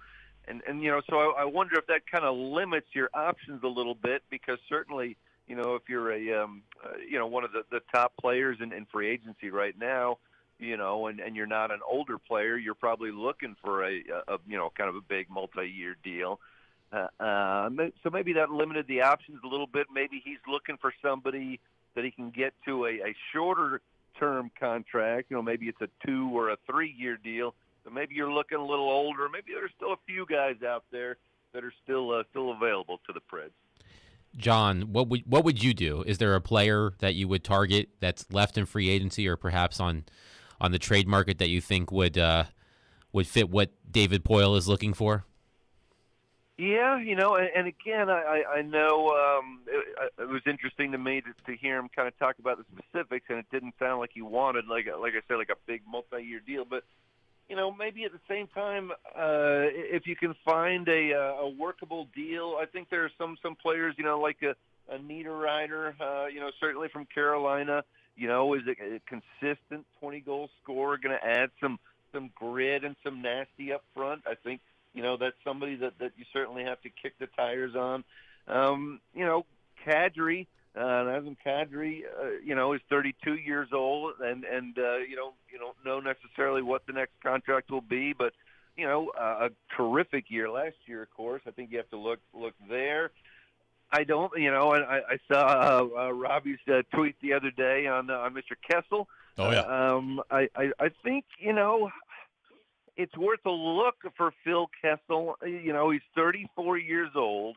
The last season he was playing for an awful team, and he did not have a very good year at all. Only 8 goals, but he's basically a professional goal scorer. So, if you want to take a look at him still, despite the age, probably worth a look. And Adam, you mentioned trade too. I was reading, certainly about Columbus and the Johnny Gaudreau signing. Maybe that opens up some players from Columbus. They're going to have to get under the cap now. And, maybe a player, say, like a Gustav Nyquist, who the Preds have looked at least in the past. Maybe he's the kind of guy who becomes available, and the Preds look to add someone like him. It's an interesting spot that they're in, John, because with McDonough coming in on defense, it's hard for me to imagine, not this season, but in 2023, it's difficult for me to imagine Carrier and Fabro both on the roster at that time, because they both got expiring contracts at the end of this year. McDonough is going to be eating up $6.75 million, and I would assume that one of those two guys is not going to be in the top 4 this year. So if they're not going to be in the top 4, how much money do you really want to pay a third pair defenseman? So with that in mind, I do wonder, if trading one of those two guys, and probably more specifically Fabro, if that could be on the table for the Predators this offseason. Certainly a possibility. I think I would agree with you too. If they did, go in that direction, I would lean towards it more likely being Fabro. There's a sort of a sense that maybe he is kind of stalled in terms of progress a bit. That there's still that upside, there's still that potential. I think the Preds would like to see him reach, but it hasn't always shown itself consistently enough, whereas Alexander Carrier seems to be, gradually moving up in terms of progression and his play. So, yeah, I think that is certainly a possibility. It depends on what you've got, coming up in the pipeline as well. But yeah, certainly when you've added Ryan McDonough, all of a sudden, your defensive pairings, are looking so much better. And of course, you've also, signed Lauzon, for a longer-term deal too. So your depth is much better and allows you probably to make one of those moves if you want. John, before you came on, Robby ranted about the backline supporters list of demands. As our resident soccer hooligan, I'd be curious for your take on the backline's demands of the Nashville SC front office. I thought it was a bold step by the supporters. I was intrigued by some of the demands / the discount at the bar, right? That was what you were intrigued by. The number 4 one on there was certainly the most intriguing to me. It was basically like, and for goodness sakes, give us some discounted beer. We're out here cheering our lungs out. How about a break at the bar? But and then sort of the I think it was maybe the first one. It was like, we're sort of demanding a quarterly meeting with the executives, including Ian Ayre, basically the CEO.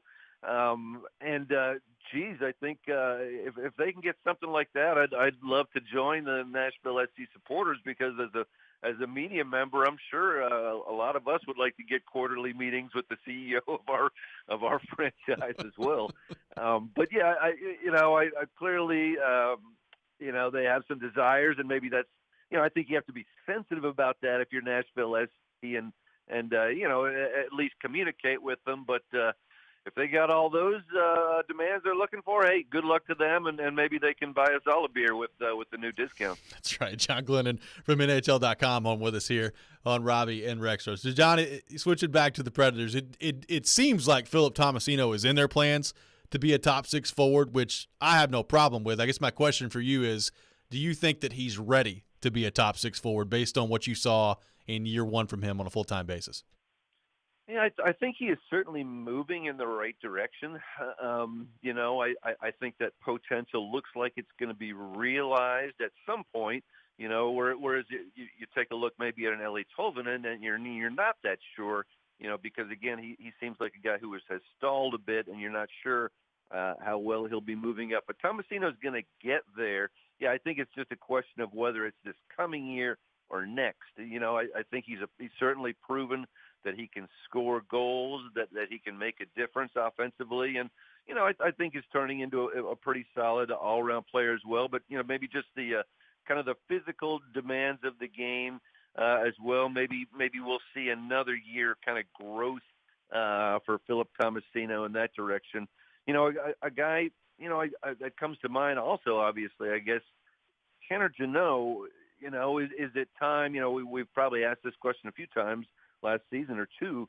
Is he the kind of guy that maybe he gets a top 6 shot here at some point? I know certainly John Hines and the Predators love that herd line and the mentality that it brings to the team. But, could a guy like Tanner Jeannot, who's scoring, over 20 goals last year, in that role, what might he get if he's getting top 6 situations? So, certainly there are some intriguing options right now in terms of that top 6 for the Preds.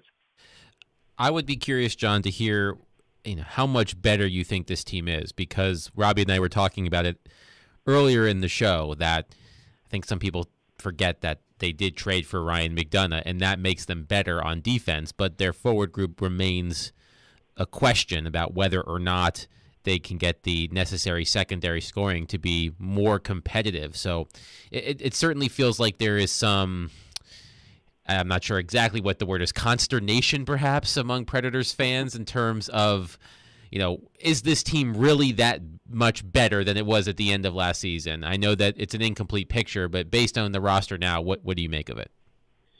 Yeah, certainly. I mean, they made their big free agent splash, if you will, by making that trade and picking up Ryan McDonough, at $6 or $7 million for the next 4 years. So, when I look at the Preds defense as it stands right now, and you're going to have Lauzon in there for a full year, you're going to have McDonough in there, I think the D-core is noticeably better and deeper than it was last year. And you have to include, of course, Carrier getting better and Fabro, potentially heading in that direction too. Yeah, I think there are still certainly questions, because last year you ended with a group that did not have enough secondary scoring below the Forsberg-Duchesne level. And what have you done to supplement that? Well, to date, nothing, really. And again, maybe Tomasino is ready to fill one of those roles, but we don't know for sure at this point. Maybe Jeannot is the guy that can step in there, but we don't know that for sure. So I still think, as great a move as it was, I think, for the Preds to bring back Forsberg, we all know he was there last year, had over 40 goals, and still it was a first-round loss in the playoffs for the Preds. So, yeah, there's still a hole, at least one hole to be filled up there, whether that is one of the remaining free agents, whether that comes via trade. I think there is another move to be made. You just have to address the depth, I think, of the top 6 forwards. John, last thing for you. Which Columbus contract was more shocking yesterday? Johnny Gaudreau deciding to go to the Blue Jackets, or the fact that they gave Eric freaking Goodbranson 4 years and $16 million guaranteed? That's a legitimate question right there. That is a very good question. But, yeah, certainly the just mind-blowing to me was the Johnny Gaudreau. I mean, it was interesting. I read some of his comments. Aaron Portzline had a story late last night in The Athletic and quoted Johnny Gaudreau. And it was interesting to hear, Johnny Gaudreau is just kind of like, Hey, I really liked playing over there over the years. It seemed like a fun place. That cannon's loud and there's a lot of enthusiastic fans. Hey, woohoo, let's do it. And you're kind of scratching your head. I mean, in one way, I think it's great for Columbus. It's a small market team that doesn't usually get the big hits like this. So good for them. And I think it's an underrated city also, Columbus. So good for that. But from Johnny Gaudreau's point of view, this is a team that was 20 points out of the playoffs last year. You're going from a Calgary team that that finished first in the Pacific. Was probably going to be a Stanley Cup contender, and you didn't get close to your hometown as everyone suspected, whether that would be Philly or New Jersey or the Islanders. So it's a head scratcher, but from his quotes, he sounds like a very happy guy, and who wouldn't, with new contract. But good luck to him there. I hope he can lift that franchise, because certainly they're going to have to move a player or two now to make sure he gets in under the cap. Yeah, maybe he's a big Ohio State fan. Who knows? But congratulations to Johnny Gaudreau. Yeah. Maybe Vrabes talked him a little bit. Leading up to that, we just don't know. Maybe so. John Glennon from NHL.com, SI.com, our guest here on Robby and Rexrode. John, great stuff as always. Thanks for joining us this morning. Okay, thanks, guys. Appreciate it. Absolutely. We'll take your thoughts on the Preds, 615-737-1025, 615-737-1025. What do you make of the inactivity from the Preds of NHL free agency? We'll continue that discussion next. This is Robby and Rexrode, 102.5, 106.3, The Game. If you're on the road between downtown Nashville, they're still in good shape to make the playoffs, and I-840. Players make it clear they don't want to be somewhere anymore. There's a new way to hear all your favorite shows and sports programming on 102.5 The Game. I go back to that play and I shake my head. What I was worried about is that they were still just going to keep the goal. It's 106.3 FM. Think about all the good Titans teams. This is very much so a run-first offense. Now you have two choices to hear Nashville's best sports talk. Check out 106.3 now and add it as a favorite. Staples is evolving to Staples Connect, a new world of possible with innovative tools for small business and remote workers and learners. Explore what's new at your local Staples store or staplesconnect.com.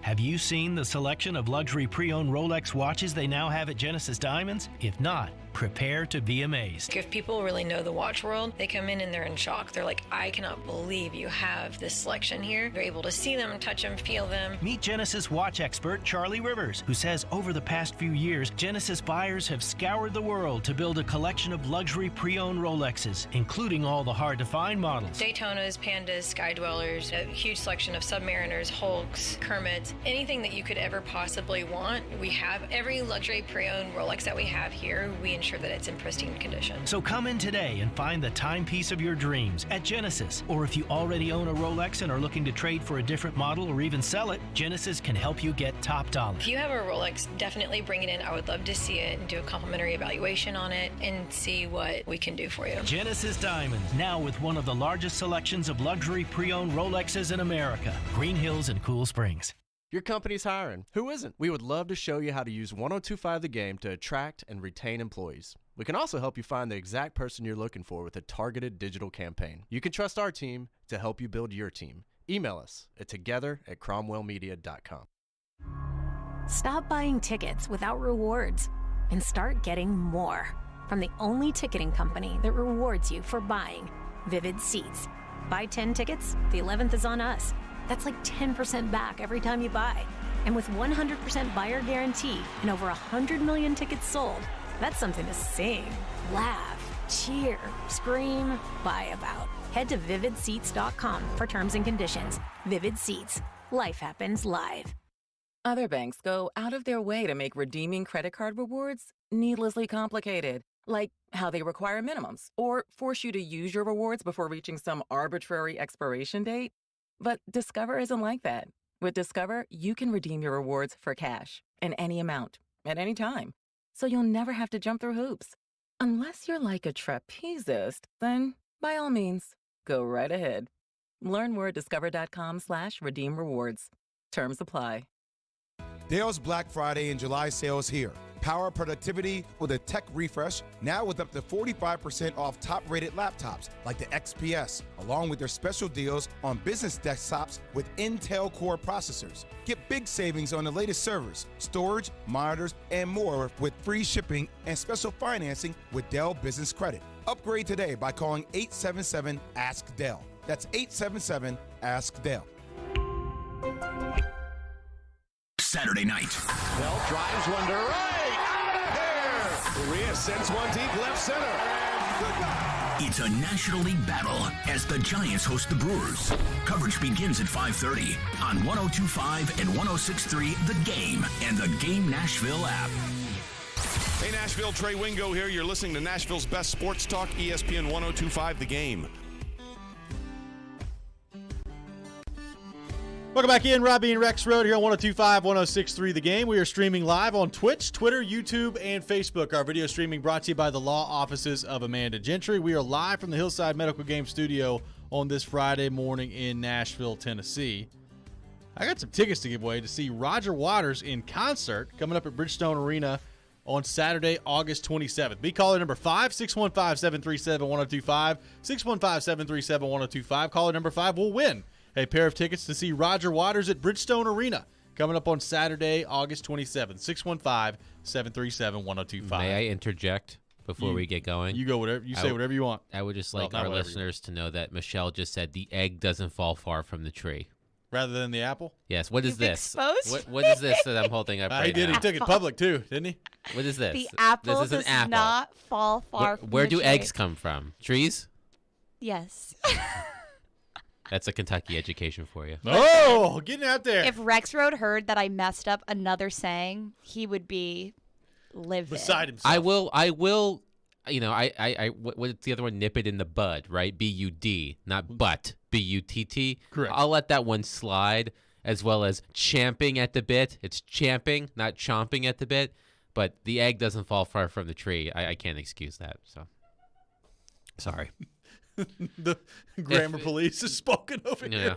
I've got an apple here. It's Friday. Just give me some slack in text line. I know you're about to go off nice right now. honey crisp apple I've got here. That's right. The apple doesn't fall far from the tree. Thanks to John Glennon for offering his thoughts on the Nashville Predators. What has been, in your mind, other than Goodbranson, because I think we would probably both agree with that, what has been the contract so far, if any, that you've looked at and said, I don't know about that one so far in the league?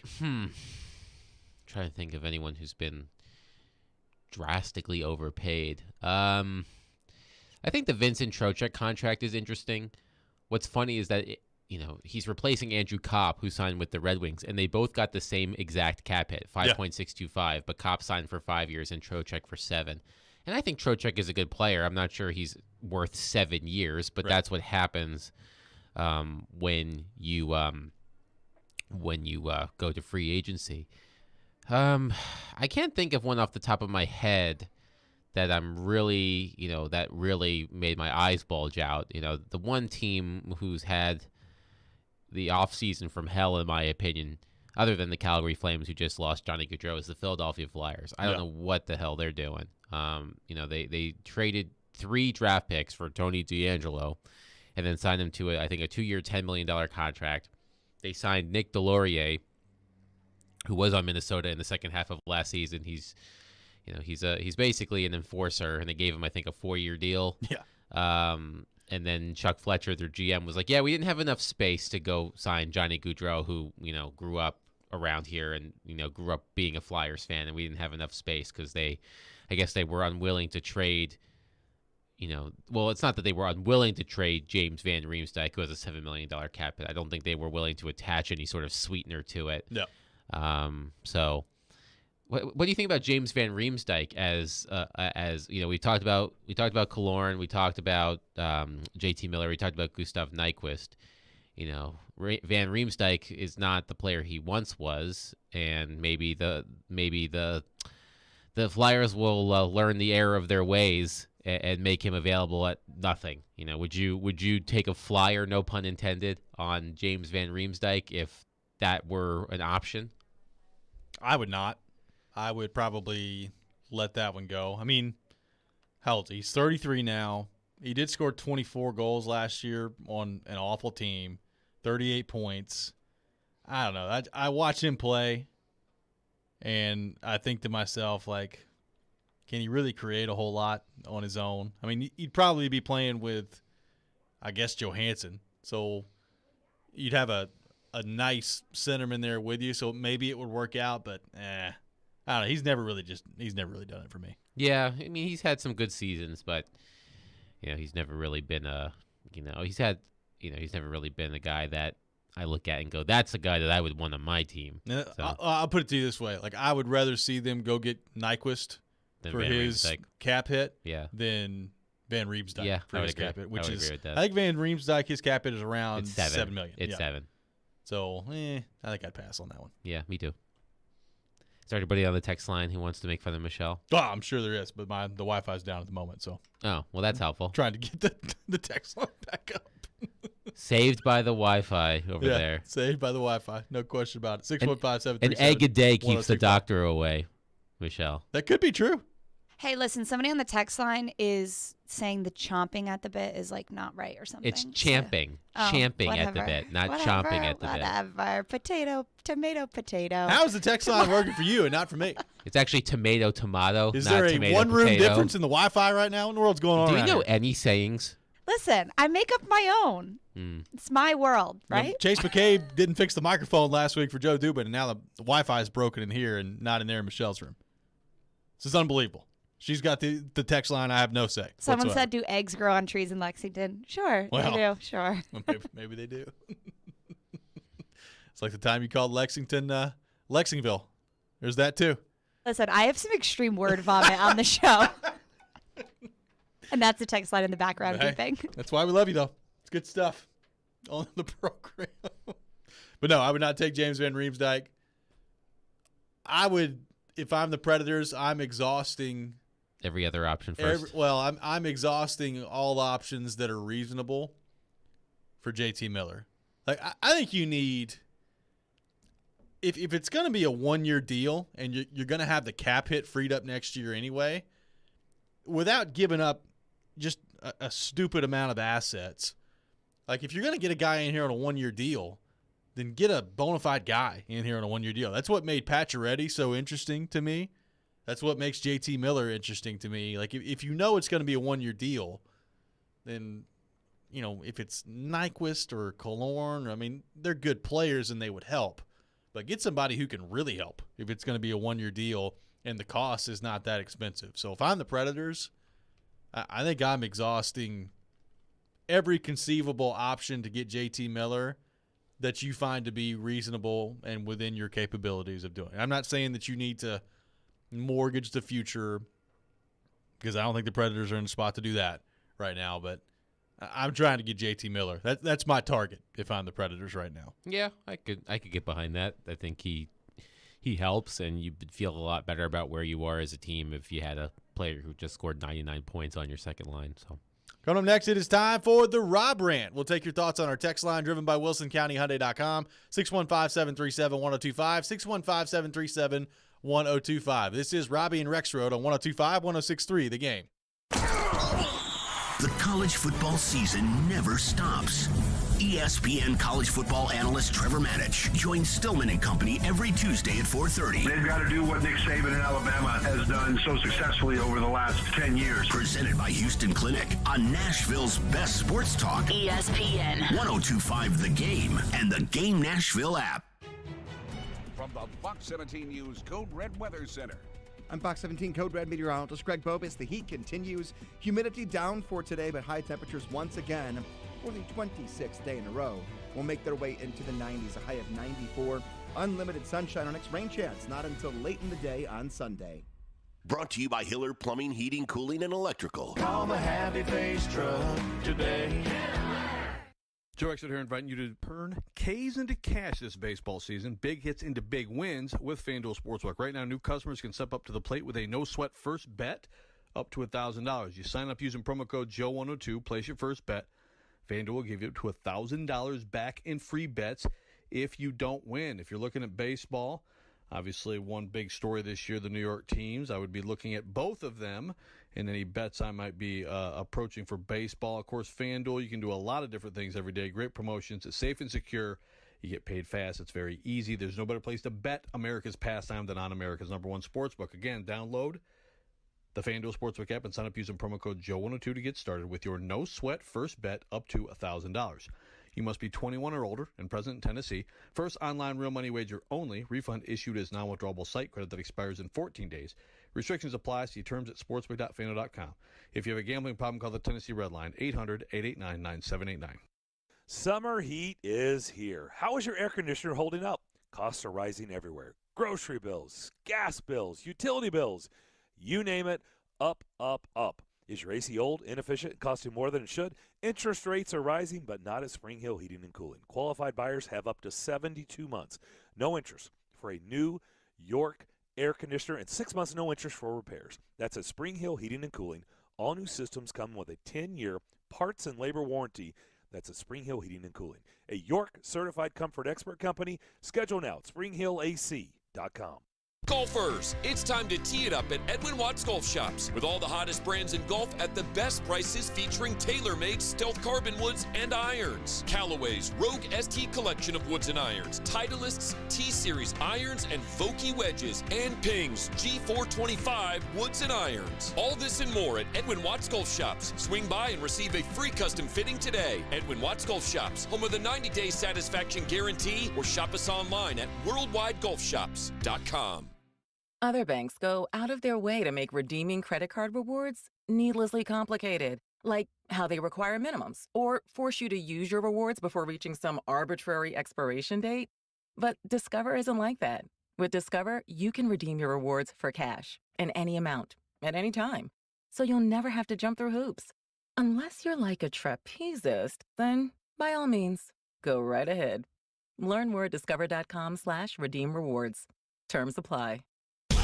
Darren McFarland. I feel like we're a better playoff team. Willie Donick. You're in a window of a division you can win. Chase McCabe. I'm not signing him for more than $1 million. The DDC. Weekdays from 10 to 2. Presented by Spring Hill Heating and Cooling. On Nashville's best sports talk. ESPN. 102.5 and 106.3 The Game.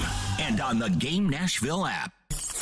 You're listening to Robby and Rexrode On ESPN. 102.5 and 106.3 The Game. And on the Game Nashville app. The time is now for the Rex Rant. Sounds like somebody's got a case of the Mondays. On Robby and Rexrode, here on ESPN 102.5 The Game and the Game Nashville app.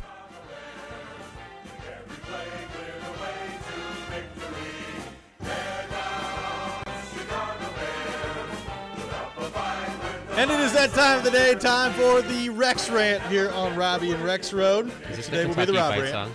No, this is a Chicago Bears, Vingan. I don't know. Bear down, Chicago Bears. Hey, what came first, the chicken or the apple? They apparently play this when the Bears score a touchdown. So that which means is probably why I've never heard it. Because that doesn't happen very often. No faith God, in they're going to suck this year. No faith they're in gonna Justin be Fields. So bad. They are going to be really bad this year, but I know you're a Packers fan, so I had to. Yeah, I hadn't heard a whole lot of that the last few years. Mm. And by the last few, I mean 25, 30. They've a long scored, time. they've scored touchdowns. Aaron Rodgers in the only past got one decade. Super Bowl, though, baby. That's one more than the Bears have in that time. So, oh, good gracious, that song. I'd totally forgotten about that. And Michelle was like, hey, I got something for you coming back here in just a second. Good stuff there. All right, my rant of the day is the adult league softball player that is that guy. It takes things way too seriously. Now, let me first start off by saying this. I will fully admit that there have been times, too many times, throughout the course of my young life so far, where I have been probably way too competitive in a setting that does not require you to be that competitive. Like it's not Major League Baseball. It's not, the NFL out there. I'm not getting paid. Really, at this point in my career of softball, and I love how I just called it a career. This point in my softball playing days, the goal is basically to go out there and not get hurt. Like if I can get through a game or a doubleheader without sustaining an injury of some kind, generally speaking, it's a win for me. But there are those people, and you run into them, and it feels like there's usually at least one Rexrode. on every team. It could be Rexrode. But there's at least one on every team that thinks it's like Game 7 of the World Series out there. And I have no problem with players, showing effort and trying their best. If you want to slide, knock yourself out. You're not going to see me slide in an adult league softball game. If you want to dive and lay out in the outfield for the ball, knock yourself out. I might be able to do that once in a while and try to make a catch. But if you're up there like screaming at every single close call or barking back and forth with the other team because you're like talking trash in slow pitch softball because you hit the ball, which by the way, if you don't hit the ball in slow pitch softball, what are you doing out there? You're literally lofting it up to the players for you to hit. So like talking trash to the pitcher is always amazing to me that happens. Just chill, dude. There's always, and sometimes it's rec league basketball. There's some interesting kickball leagues around here that I've found that are pretty fun. Whatever sports you want to throw out there, there's always that guy or that girl. And Michelle's laughing because it kind of feels like maybe she is that girl. She absolutely is. I am not that girl. But a couple weeks ago, Robbie, you missed this pickup game. We went and played pickup with Rexrode. Oh, God. And I thought that Brennan was also there, his son. But we just find Joe at this park just with random people. So we go, check ourselves in. I'm the only girl, which I don't have a problem with. Sure. I like playing some pickup basketball. But this random guy who's probably got about 70 pounds on me straight up is just like checking me and like elbowed me in the face. And I'm like, just really getting after it, huh? Like trying to get a rebound. And I'm like, okay, I'm not really trying to break my nose or something. And then also, Rexrode, I'm totally calling you out right here. Oh, boy. Tried to be a little Magic Johnson for a second, threw a no-look pass and just bounced it off my face. And my head, like, slammed backwards. I'm like, okay, I'm checking myself out.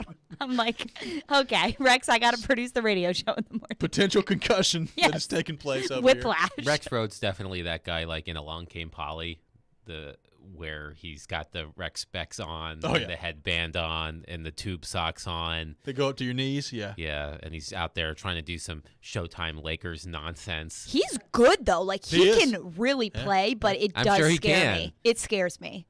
No, Rexrode would certainly Rexrode certainly comes from the no blood, no foul line of pickup basketball.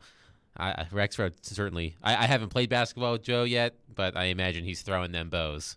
When I come in with a broken nose, you'll know. Like Marsha Brady? Is that? She has no clue. Oh, my God. Stick to your eggs over there, your eggs and your apples. You have no idea about, who doesn't know that? That's a famous television scene from the Brady Bunch where they're tossing the football around and it hits Marsha right in the face and she breaks her nose. Yeah, well, who born after the year 1990 has watched the Brady Bunch? I will say I did used to watch some episodes.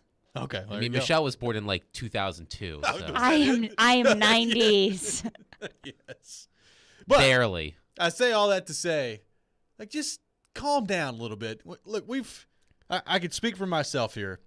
I'm about to be 30 coming up in September, which I know Rexrode is just laughing at. But you reach a certain age where maybe the competitive juices are still there, but the skills have diminished a little bit. Like, I don't have the same speed. I don't have the same stamina, the same arm strength, really anything I used to have when I was playing baseball on a regular basis. So, like, these people that get out there and think that they're Uncle Rico from Napoleon Dynamite, they could throw the ball over the mountains, it's pretty amazing. Like, they just, oh, man, you should see what I'm able to do out here in left center when my 5.5 40 I can run out there. It's impressive stuff, buddy. Is he pulling himself out of the batter's box to adjust his gloves? I haven't seen a ton of that. Like, usually in adult league softball, once the batting gloves go on, they typically stay on throughout the at-bat, which I appreciate. My greatest moment of glory in Little League Baseball was I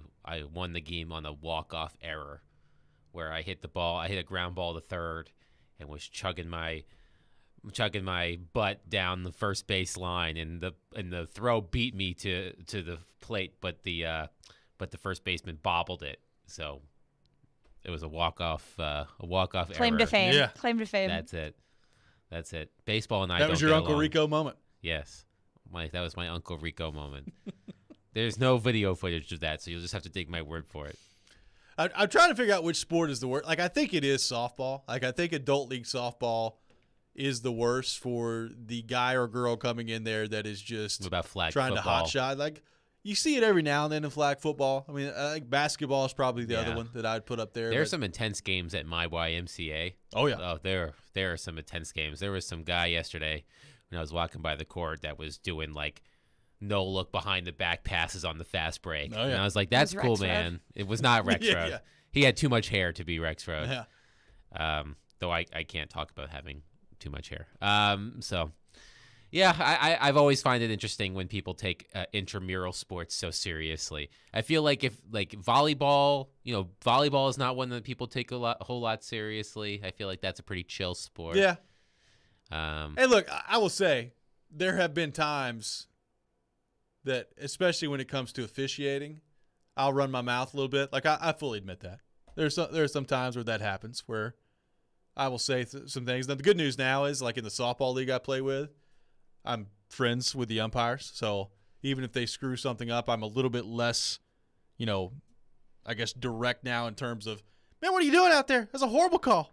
I used to just let things fly, but I've calmed down a little bit as I've gotten older. So I guess you can make an argument. Maybe I used to be that guy. So now we know why you're friends with the umps, so that you can get some extra calls, Robby Stanley. Well, I was it hasn't worked so far. As just a part-time gig to make beer money in college. I worked as a intramural basketball referee at my college, and man, those people took it so seriously. I was like, guys, we don't really. This is not an athletic university. You know? So just have fun out there. I don't think I've thought about this before. Like, would I ever consider umpiring or reffing a basketball game, or I don't know, being a linesman in hockey?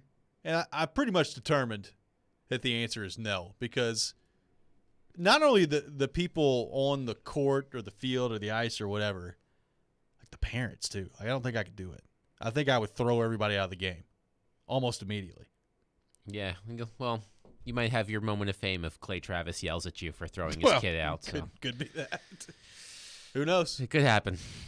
So. I don't think the days of me umpiring are going to come across anytime soon. This has been the Rob Rant. You can check out our rants every morning at 7:45 here on the program. Coming up next, we'll be joined by Teron Davenport, ESPN NFL Nation Titans reporter and host of Talking with TD. We'll get his thoughts on the Titans with training camp just a couple of weeks away now. This is Robby and Rexrode here on 102.5, 106.3 The Game. You watch The Game. From the left circle. We talk the game. You can't just pick up one guy and be competitive in the playoffs. We are The Game. Nashville's best sports talk. ESPN 102.5 and 106.3 The Game and the Game Nashville app. ElectronicExpress.com. We make it happen. Hiller's Home of the Free is back with more free giveaways than ever. This month, get a free programmable thermostat with select new HVAC systems. Get a free home surge protector with a whole home generator. Or enjoy a free water sensor leak detector with any tankless water heater. Better yet, we'll include interest-free financing and a free Happy Hiller Club membership with these purchases. Celebrate the Home of the Free with us at happyhiller.com. Call the Happy Face Truck today. Nashville's Best Deals is a great place to save cash fast. Get up to half off or more on dining and entertainment at thegamenashville.com/deals. Check back often for new featured deals and save money now at thegamenashville.com/deals. At Lowe's, every pro is an MVP to us. That's why we're introducing MVP's bonus points to our rewards and partnership program. It's the only pro loyalty program where you can earn points just by downloading our app or shopping select items by trusted brands and more. Then redeem your points for rewards that level up your business. Join MVP's Pro Rewards today and earn your first 1,000 points. MVP's Pro Rewards program subject to program terms and conditions. Details at lowes.com/L/pro loyalty terms. Subject to change. Anyone who has ever needed self-storage knows what a hassle it can be. You have to rent or borrow a truck and then find someone to help you move your stuff. And let's face it, moving furniture and heavy items without damaging them isn't easy. Renting the unit is worse. The hidden fees and admin costs are scarier than the dingy facilities you're leaving your stuff in. Why not use ClosetBox instead? ClosetBox is self-storage without leaving home. They'll pick up your belongings, store them securely, and bring any item back when you need it. The best part? Unlike traditional self-storage, you only pay for what you store. No paying for unused storage space. ClosetBox's background check storage movers are licensed, bonded, and insured and will take care of all of the heavy lifting. ClosetBox's local storage centers are temperature controlled and monitored 24/7. ClosetBox has an A+ rating from the BBB. Call 877-233-5696 now for the season's best rates. Get $50 off first month storage using code RADIO50. That's 877-233-5696. 877-233-5696. Nerds! Here at NerdWallet, we often see people wrestle with financial decisions. Mike is in the ring, up against his nemesis, indecision. Mike can't decide the best way to save his money, and indecision has him boxed in. But wait, Mike tagged in NerdWallet! Whew, let's go. With NerdWallet's side-by-side comparisons, you can find a high-yield savings account with interest rates that earn more bang for your buck. So the next time you wrestle with a financial decision, you'll come out on top. NerdWallet, the smartest decision for all your financial decisions. From the Hillside Medical Game Studios, WPRT-FM Pegram, WPUC HD2 Laverne. Robby and Rexrode at DDC. Still in company. Nashville's best sports talk. 102.5 and 106.3. Terang, it's a high fly ball. The leading receiver. Awesome game 7. Checkered flag in the air. The Game. A Cromwell media station. Mixing sports and a little bit of fun. This is fun! On your morning drive. This is Robby and Rexrode. With Robby Stanley and Joe Rexrode on Nashville's best sports talk. ESPN. 102.5 and 106.3 The Game. And on the Game Nashville app. Ladies and gentlemen, it's showtime. Hour number 3, Robby and Rexrode here on 102.5, 106.3 The Game. Robby Stanley alongside Adam Vingan. Michelle Knezovic, intern Hanley here with you on this Friday morning in Nashville, Tennessee. We are scheduled to be joined by Teron Davenport, ESPN NFL Nation Titans reporter, here in just a few minutes. We're having some phone issues, so we're trying to sort through those here at the moment. So we'll hopefully get in touch with TD here in just a minute or so. I think Michelle said that she heard from Joe, who said he feels attacked by our characterization of his basketball playing prowess. Look, all I said was he was really good. He is good, but I could totally see himself taking himself way too seriously on the basketball court. Joe comes from an era where, you know, rec specs and short shorts were in vogue. I could imagine Joe showing up with some John Stockton type shorts. I'm very glad you brought that name up too, because he loves him some John Stockton. Yeah, John Stockton. I could see it. I mean, John Stockton still rocked the short shorts when they were no longer in fashion. Yeah. That's when shorts started to get baggy. Yeah, which the short shorts I think should probably just remain a thing of the past. I'm cool with that. The one thing about basketball jerseys that are so odd these days, like in the NBA, is that they're incredibly tight. You know, in the 90s, they were very loose. Now they're like basically wearing like a second skin. Yeah, it's kind of weird. Let's go to our 102.5 The Game phone line, driven by WilsonCountyHyundai.com, and welcome in our man Teron Davenport, ESPN NFL Nation Titans reporter and host of Talking with TD. TD, what's going on, man? How we doing?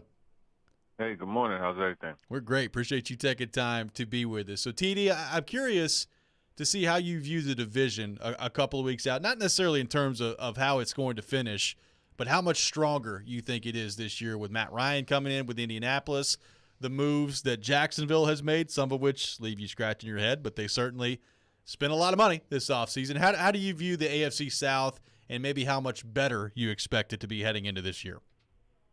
Yeah, well, I think Jacksonville did get better. Just getting Urban Meyer out of there, that in itself is an improvement. Oh, yeah. Then you bring in Doug Peterson, a guy who's a proven winner, who's a player's coach, and I think the culture there is going to change. And just like any other profession, when you enjoy going to work, you're pretty much going to normally be a more productive person. So I think that's something that they could definitely look forward to there in Jacksonville. So they'll be better. And as you mentioned, some of the moves that they made, Evan Ingram, I think, was a good pickup. You know, they did some good things. They'll have, you know, some guys coming back as well. Travis Etienne, you look at him. So I think they'll be able to do a lot of things there. Houston, I think, is just kind of a situation, I guess you could call it. And I don't know there's going to be improvement there. But the Colts, they obviously upgraded right at quarterback position. It's something that everybody is now saying they're the AFC South champions. And, of course, there's still a season to play, but I think they are a better team. And the Titans, are still there in the mix. So, overall, the division does look good. They do have an AFC West matchup, so that's going to be interesting, seeing how they go against what I believe is the best division in football. TD, going on the Jacksonville front, specifically with Trevor Lawrence, I mean, he had so much ability at Clemson. He was the number 1 overall pick, and he struggled last year. But I do wonder, with Doug Peterson coming in and with just the absolute train wreck that was Urban Meyer down there, like how much this reset for him probably helps more than anything else. Like I think Trevor Lawrence may benefit more than anybody else in the division this year based on the offseason changes. Yeah, I think you could pretty much safely say that because you look at Houston, like I said, they haven't done anything. Titans, A.J. Brown is gone. You did bring in Robert Woods and Traylon Burks, and the Colts are just kind of like more of the same. So, yeah, I definitely agree with you there. Doug Peterson, I watched firsthand how he got Carson Wentz ready in a really brief amount of time. That Sam Bradford trade happened, and they had to get Wentz ready to be the starter, and they went out, and he had a pretty productive rookie season. So I think that's a really good thing. Doug Peterson is going to be good for him and the weapons they brought in. So, yeah, I agree. Teron Davenport joining us here on Robby and Rexrode. Teron, as we prepare for the start of Titans training camp in the next couple of weeks, I know there are certain storylines on a lot of Titans fans' minds, such as Traylon Burks and other players that are going to garner a lot of attention. But what is a storyline that you are anticipating bubbling up during training camp that maybe we're not discussing right now? I think just the emergence of David Long and Amani Hooker as leaders on that defense. That's something that isn't really getting a lot of attention. And coincidentally, both of these guys were later, day 3 picks in 2019, and they're going to be up for contracts. And I think when you look at this season, and especially in training camp, you're going to really see those guys emerge as leaders. And that's a story, if you want to look at something just kind of floating under the radar. That's one that really stands out to me. Teron, have you weighed in on the great Jared Goff versus Ryan Tannehill debate that's been happening on this radio station all week? Yes, I actually have, and I went the way of Ryan Tannehill. I feel that he is a better quarterback than Goff, but both guys are at this point right now. They're mid-range guys. There was a point where Tannehill was an upper mid-range quarterback, but that was 19 and 20. We have to see what 22 brings. Anytime I'm on the same page with TD, it makes me feel a whole lot smarter. It's a good place to be. It's a great place to be. TD, so I'm interested for your thoughts on Taylor Lewan. Obviously, he was coming off the ACL last year. He struggled out of the gate, and then I thought got better as the season went on. But how important is this year for him in terms of starting quickly and playing well, not only for this team this year, but to prove that he can be the left tackle for the Titans over the next few years as well as he continues to get a little older in his career? Yeah, at 31, I think he's still, in my opinion, in his prime. He hasn't made a Pro Bowl since 2018, but that's just on a reputation, right? You know how the Pro Bowl voting goes. But to get off to a fast start for Lewan, I think is really important. This is going to be the first time in a while that he's going to have a new guard next to him, so they're going to have to get on the same page. And he spoke during minicamp multiple times about how important the year is for him, and I think just from the perspective of he knows he still has it, but being able to go out there and prove it to yourself, I think that will really help. And he's still a solid player. I think you look at some of the things that he struggled with. I mean, obviously the Chandler Jones game, but that was the first after the knee. I think being another year removed from that knee is a good thing for him, and it will allow him to show that he is one of the top tackles in the league. In fact, Jeremy Fowler, his top 10 series today, it was on tackles, and Taylor Lewan was an honorable mention. Do you expect the bounce-back season for Nate Davis, who, obviously, I think he was dealing with COVID at one point last year. He had some injuries that he dealt with. I mean, this is, I think especially early, probably didn't play as well as most people expected, but looked a little bit more like Nate Davis as the season went along. Right, yeah, and he dealt with COVID twice, so that definitely hurt him as far as a conditioning standpoint. And, going into this year, I felt that he was an all-pro candidate. That's how highly I thought of him. And here it is, yet another guy from 2019. The people always want to poke holes in John Robinson's drafts, but that 2019 one, man, you add Jeffrey Simmons and A.J. Brown to it, too. The heck of a You draft. have a pretty good haul, yeah, so he did a great job there. But I think Nate Davis, this is going to be a critical year for him because it's another player in a contract year, and I think he does have a bounce back. He's another guy that could emerge as a leader, and he spoke about, working in L.A. and how his body is, how he feels a lot better. You look at him, he looks a lot leaner and a lot like he's more well put together now. So that usually leads into a good situation. So I would say, yes, bounce back. TD, do you think Kyle Phillips is a lock to make this team? Do you think he's in competition with Mason Kinsey? How do you view that slot receiver position right now for the Titans heading into camp?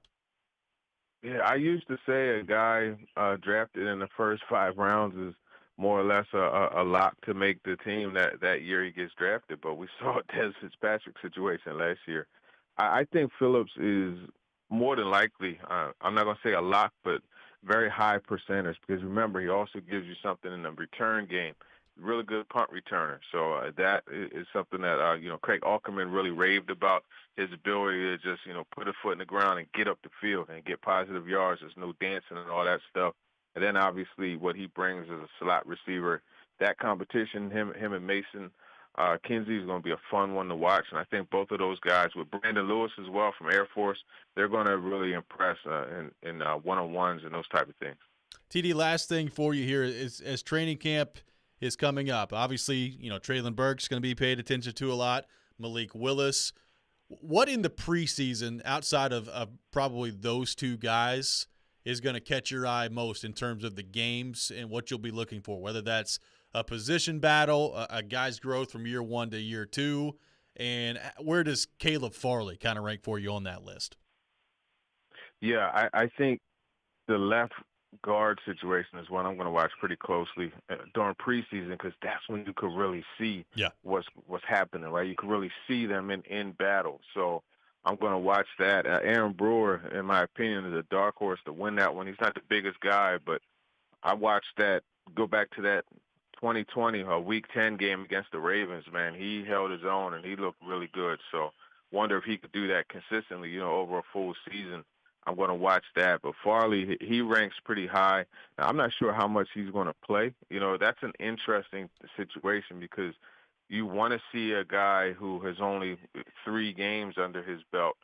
You want to see him out there playing and how he looks. But then at the same time, you have the response from, the recovery from the knee.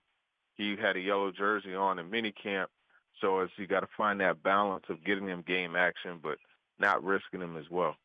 Well, TD, we've almost made it. Training camp just a couple of weeks away now, and then football season is back. Looking forward to it. Appreciate you taking time to join us today. No problem. Appreciate you guys. Take it easy. Absolutely. Teron Davenport, our guest here on Robby and Rexrode, joins us every Friday morning at 8 o'clock. We'll take your thoughts on the Titans, 615-737-1025, 615-737-1025. What are some preseason storylines that jump out to you? We'll get into that coming up next. This is Robby and Rexrode on 102.5, 106.3, The Game. Robby and Rexrode here on ESPN. Welcome into the DDC. Starting company is delivered. There's a new way to hear 102.5 The Game. Nashville's best sports talk on 106.3 FM. From downtown Nashville to Spring Hill on I-65 and to Murfreesboro on I-24. You now have 2 choices to hear our great sports programming. Get the extra point, no problem. And the Nashville Predators. Scores! Check out 106.3 now and save it as a preset. Indeed believes less is more. That's why they have powerful tools to help you source, screen, and hire quality people faster. Learn more at Indeed.com/credit. Friday night fireworks are back at First Horizon Park. Watch the skyline light up with a spectacular show following the Nashville Sounds versus Memphis Redbirds. First pitch is at 7:05, and the fireworks will start when the game ends. $10 tickets are available now at NashvilleSounds.com. If you missed the latest from Darren, Donick, and Chase. You and I were saying, and I still believe this going forward, that if you really wanted to put the screws to him, that something like 8.25 was not going to get beat on the open market. But I think that at the end of the day, they said, look, let's make it a win-win. Let's have Philip feeling really good about what he's getting. We can still live with 8.5, and we're married now going forward. Philip Forsberg, who has been a Predator pretty much since day one, right? This is another thing that Elliott said. Philip Forsberg is a Predator. He's all-time leading goal scorer. Every part of his history is with this team. He's been a huge part of their history. He should be a Predator for the rest of his career, for the most part. And so that's what got done. If you listen to our show, we've been saying since the end of the season, Luke Kunin was a prime trade candidate. Now, we debated on how good or not so good Luke Kunin is, but we've said a number of times, including on the draft show the night before he got traded, that he was a trade candidate, right? Oh, we had a lot of fun, yes. With that conversation. Absolutely. 2 days. So I'm flexing for our show that, look, regardless of all the craziness that we had on certain days with certain conversations and who was getting hammered and for certain comments, if you followed throughout, we've been on this. And so looking ahead, this is a pretty interesting week, right? You've got the Futures game on Friday, development camp, restricted free agent qualification is today, so Yakov Trenin, etc. That's a key guy going forward. And then, of course, unrestricted free agency on Wednesday, which is going to be very interesting. Tune in Darren, Donick, and Chase, weekdays 10 to 2 on Nashville's best sports talk, ESPN 102.5 The Game and the Game Nashville app.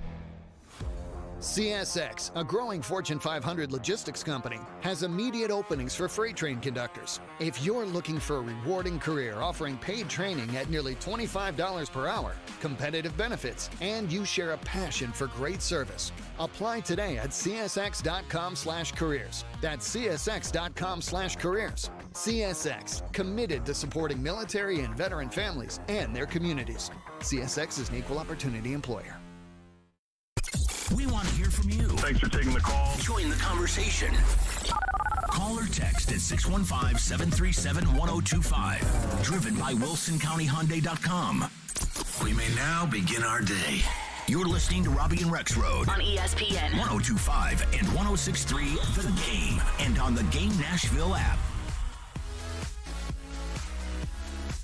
Join 102.5, 106.3 The Game and Newton Motor Group this summer to help kids in Middle Tennessee as we team up with Souls for Souls to provide shoes to children experiencing homelessness in Nashville and the surrounding area. With school coming back, our goal is to raise $20,000, which will provide 1,000 pairs of shoes to kids, but we can't do it without your help. So please consider helping however you can by going to thegamenashville.com/shoes. All donations will go directly to Souls for Souls to give shoes to children in Middle Tennessee experiencing homelessness. Let's do some good this summer, and thank you for your help. Once again, that's thegamenashville.com/shoes. Newton Motor Group, a proud sponsor of Souls for Music City. Newton Motor Group, the best car deals in Nashville start at Newton. Welcome back in, Robby and Rexrode, 102.5, 106.3 The Game. Robbie Stanley, Adam Bengen, Michelle Knezovic, intern Hanley here with you on this Friday morning. We are streaming live on Twitch, Twitter, YouTube, and Facebook. Our video streaming brought to you by the law offices of Amanda Gentry. We are live from the Hillside Medical Game Studio. Thanks to TD for joining us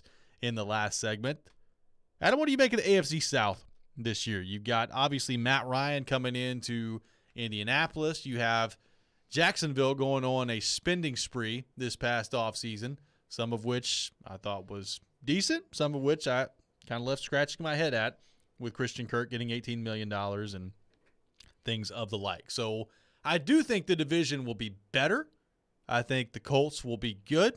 I think there's nowhere to go but up for the Jacksonville Jaguars with Urban Meyer out of there. I think the Texans are still going to be pretty bad. But I do think overall the division will be better. What do you think of the AFC South? What stands out to you about this division heading into the season? Yeah, I would agree that the Jaguars are in a place to improve, but even if they double their win total from last season, it's 6 wins. Right. So I don't anticipate the Jaguars truly being competitive in the AFC South. I think they'll be a more competitive team in general, but I don't anticipate them actually, challenging the Titans or the Colts, and the Texans are in dire straits. Sorry to your boy Davis Mills. I just don't. I don't see. Really going to raise their level out there. I don't really see much happening for the Texans this year, so it remains a 2-team race really between the Titans and the Colts. And I know that the Colts improved at quarterback by swapping out Carson Wentz and bringing in Matt Ryan. And despite Carson Wentz's limitations last season, the Colts were on the precipice of qualifying for the postseason if they had not blown it against the Jaguars in week, is that 18 or 17? 17. Yes, if they had not blown it in week 17. I guess it is week 18. Yeah, these 17 that games is still throwing me off. But if they had not blown it in their season finale, there you go. They all they had to do was win, right? Win and they were in. Oh yeah, and they it worked out perfectly for them. Yeah, and then they lost. Yeah, to a wretched team. So despite Carson Wentz's limitations, they were still on the edge of qualifying for the postseason. Now you swap him out for a steady veteran and Matt Ryan, who may not be the MVP he once was, but is still a more than competent quarterback.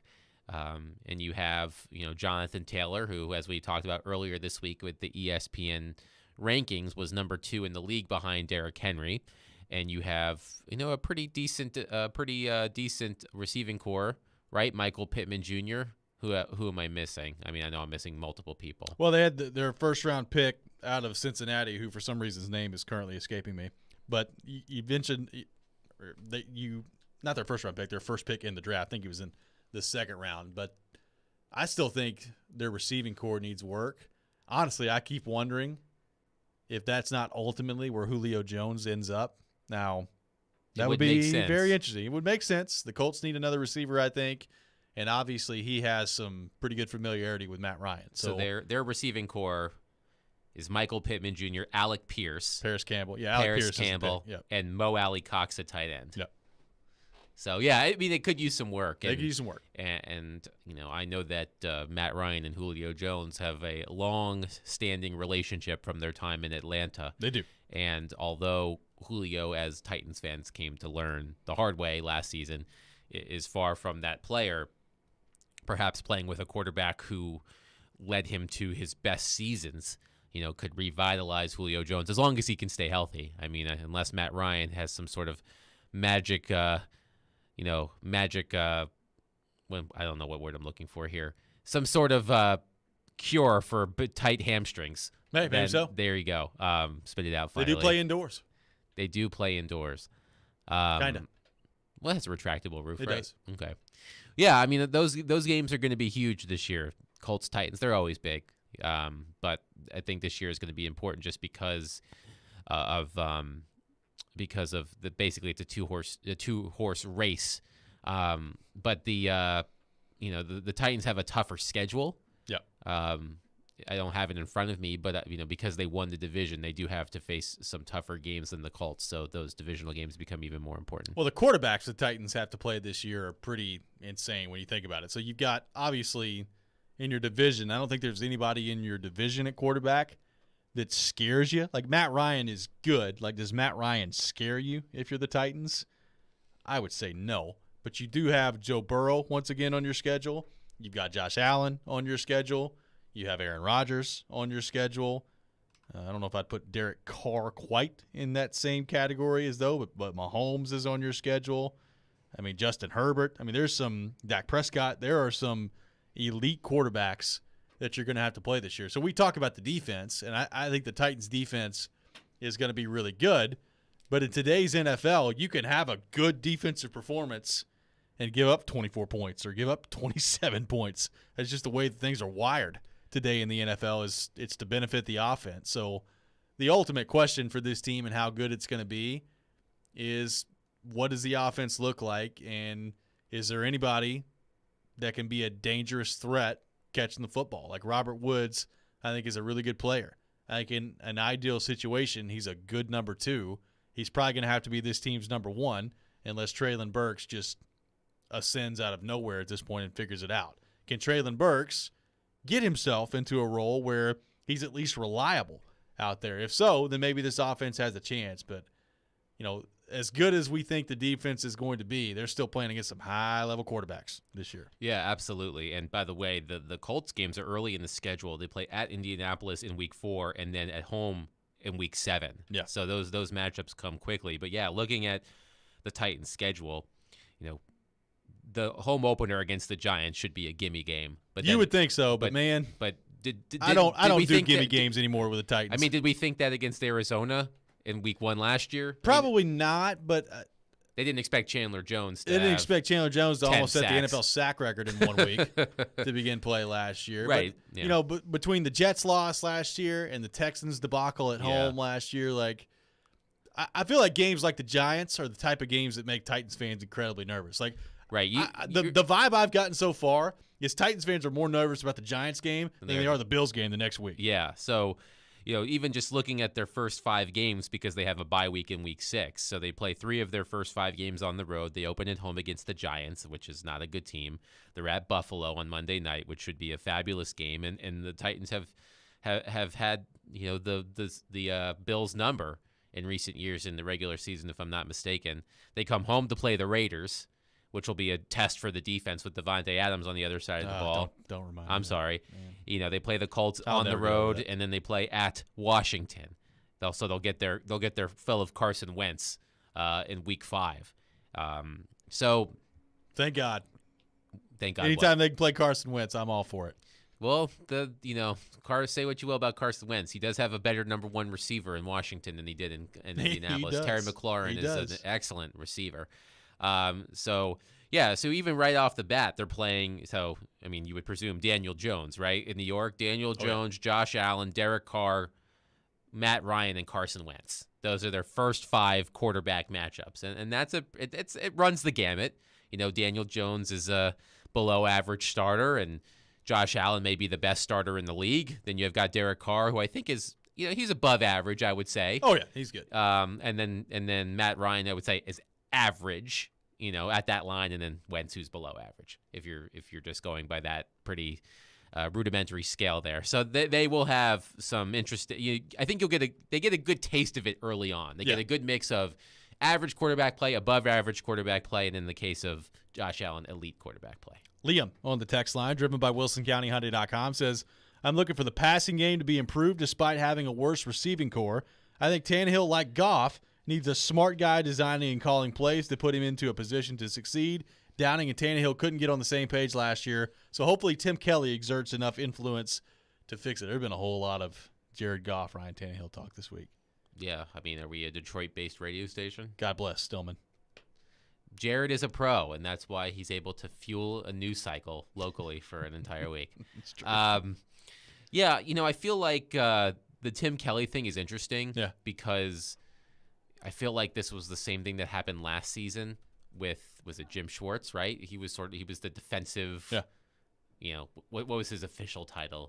Senior defensive assistant. I think was his title. Yeah. So now you've got a passing game coordinator. So we talk about fans overvaluing prospects. Sometimes I think fans overvalue random assistants on your team. Like how much say will Tim Kelly have in the passing game? Because that's his job, is to be a passing game coordinator.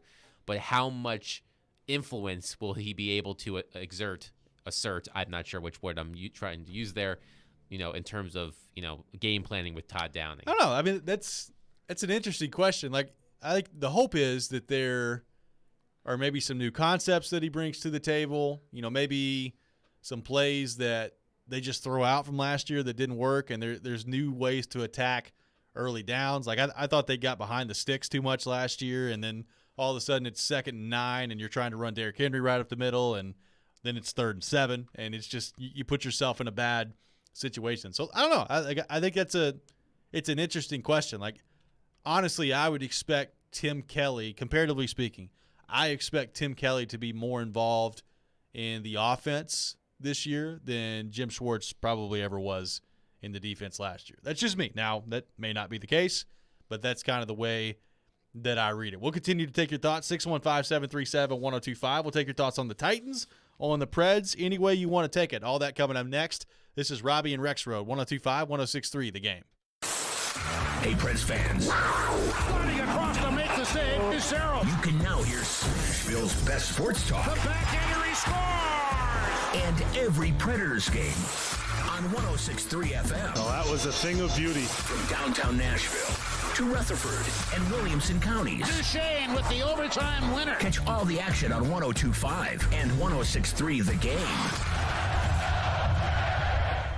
Liberty Mutual customizes your car and home insurance so you only pay for what you need.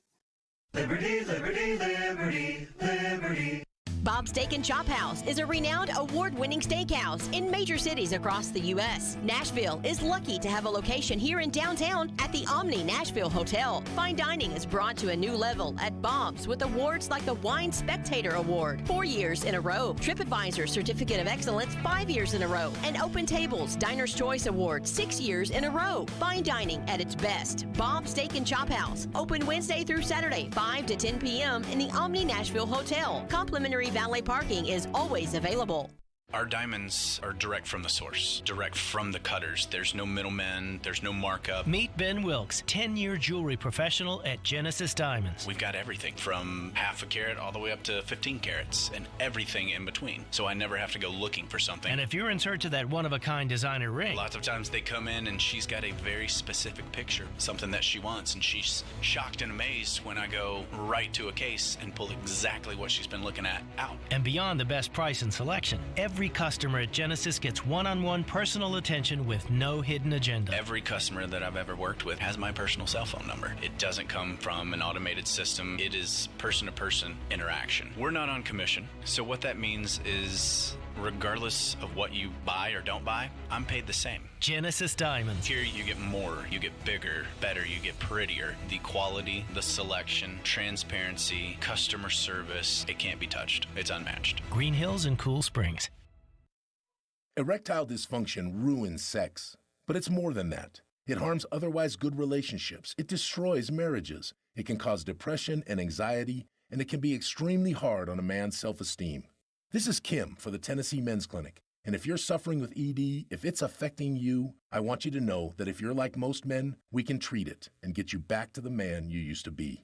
At the Tennessee Men's Clinic, we're ED experts. Our protocols have success rates as high as 90%. We've successfully treated thousands of men in the Music City, and we have a variety of treatment options and treatment combinations that could have you performing like you haven't in years. You could even last up to an hour and experience great sex again that is satisfying for both you and your partner. In treating your health, expertise matters, so make an appointment today. Your initial appointment is only $99 and includes blood work and a medical consult. Call 615-208-9090 or go to TennesseeMen'sClinic.com. Visit our website to learn more, including side effects. Treatments extra. Results vary. Hey, it's Jared. If you're listening to us on I-24 towards Murfreesboro or I-65 towards Spring Hill, make sure you check out 106.3 for another great way to hear Nashville's best sports talk. Sunday. The stars of the NASCAR Cup Series head to New Hampshire for the Ambetter 301. Coverage begins at 1 on your racing station. 102.5 and 106.3 The Game and the Game Nashville app. Hey Nashville, this is Eli Gold, voice of the Alabama Crimson Tide, and you're listening to Nashville's best sports talk, ESPN 102.5 The Game. Welcome back in, Robby and Rexrode here on 102.5, 106.3 The Game. Robbie Stanley alongside Adam Vingan, Michelle Knezvik, intern Hanley here with you on this Friday morning in Nashville, Tennessee. Adam Vingan very fired up about that NASCAR promo we just ran. You should do your impression of it. Checkered flag. We lost Vingan for the rest of the segment. Did you know that Chase talks to people outside of this building? Yeah. Checkered flag. Have you heard that Rexrode's looked at the national television schedule? Yes. We've heard. Or that Fitz is 5'9.5". We looked at all these things. Beautiful. By the way, our SEC Media Days coverage, which Michelle Knezovic will be a part of next week with Caroline Fenton, brought to you by Volunteer Hose and Gasket, equipment supplier in Nashville, including gaskets, hoses, and hose fittings, seals, packing, joints, gauges, fire protection, cups, belting, and more. If you need it, they've got it. Once again, that's Volunteer Hose and Gasket. I just want Michelle to know that peaches actually do grow on trees. Wow. Thank you. I love a good peach. Nectarines are better, though. You get your peaches down in Georgia. Like Justin Bieber. And eggs. And eggs. That was so bad. The egg doesn't fall far from the tree? No, you get your peaches down in Georgia. Like oh, yeah, that was Bieber. so bad. Good gracious. Oh, come on. I'm sure you love Justin Bieber. I do. You're right in his wheelhouse. Good in gracious. terms of I'm a believer. Yeah, there you go. Scott in Hendersonville on the text line says, "What's the breakdown on Josh Malone?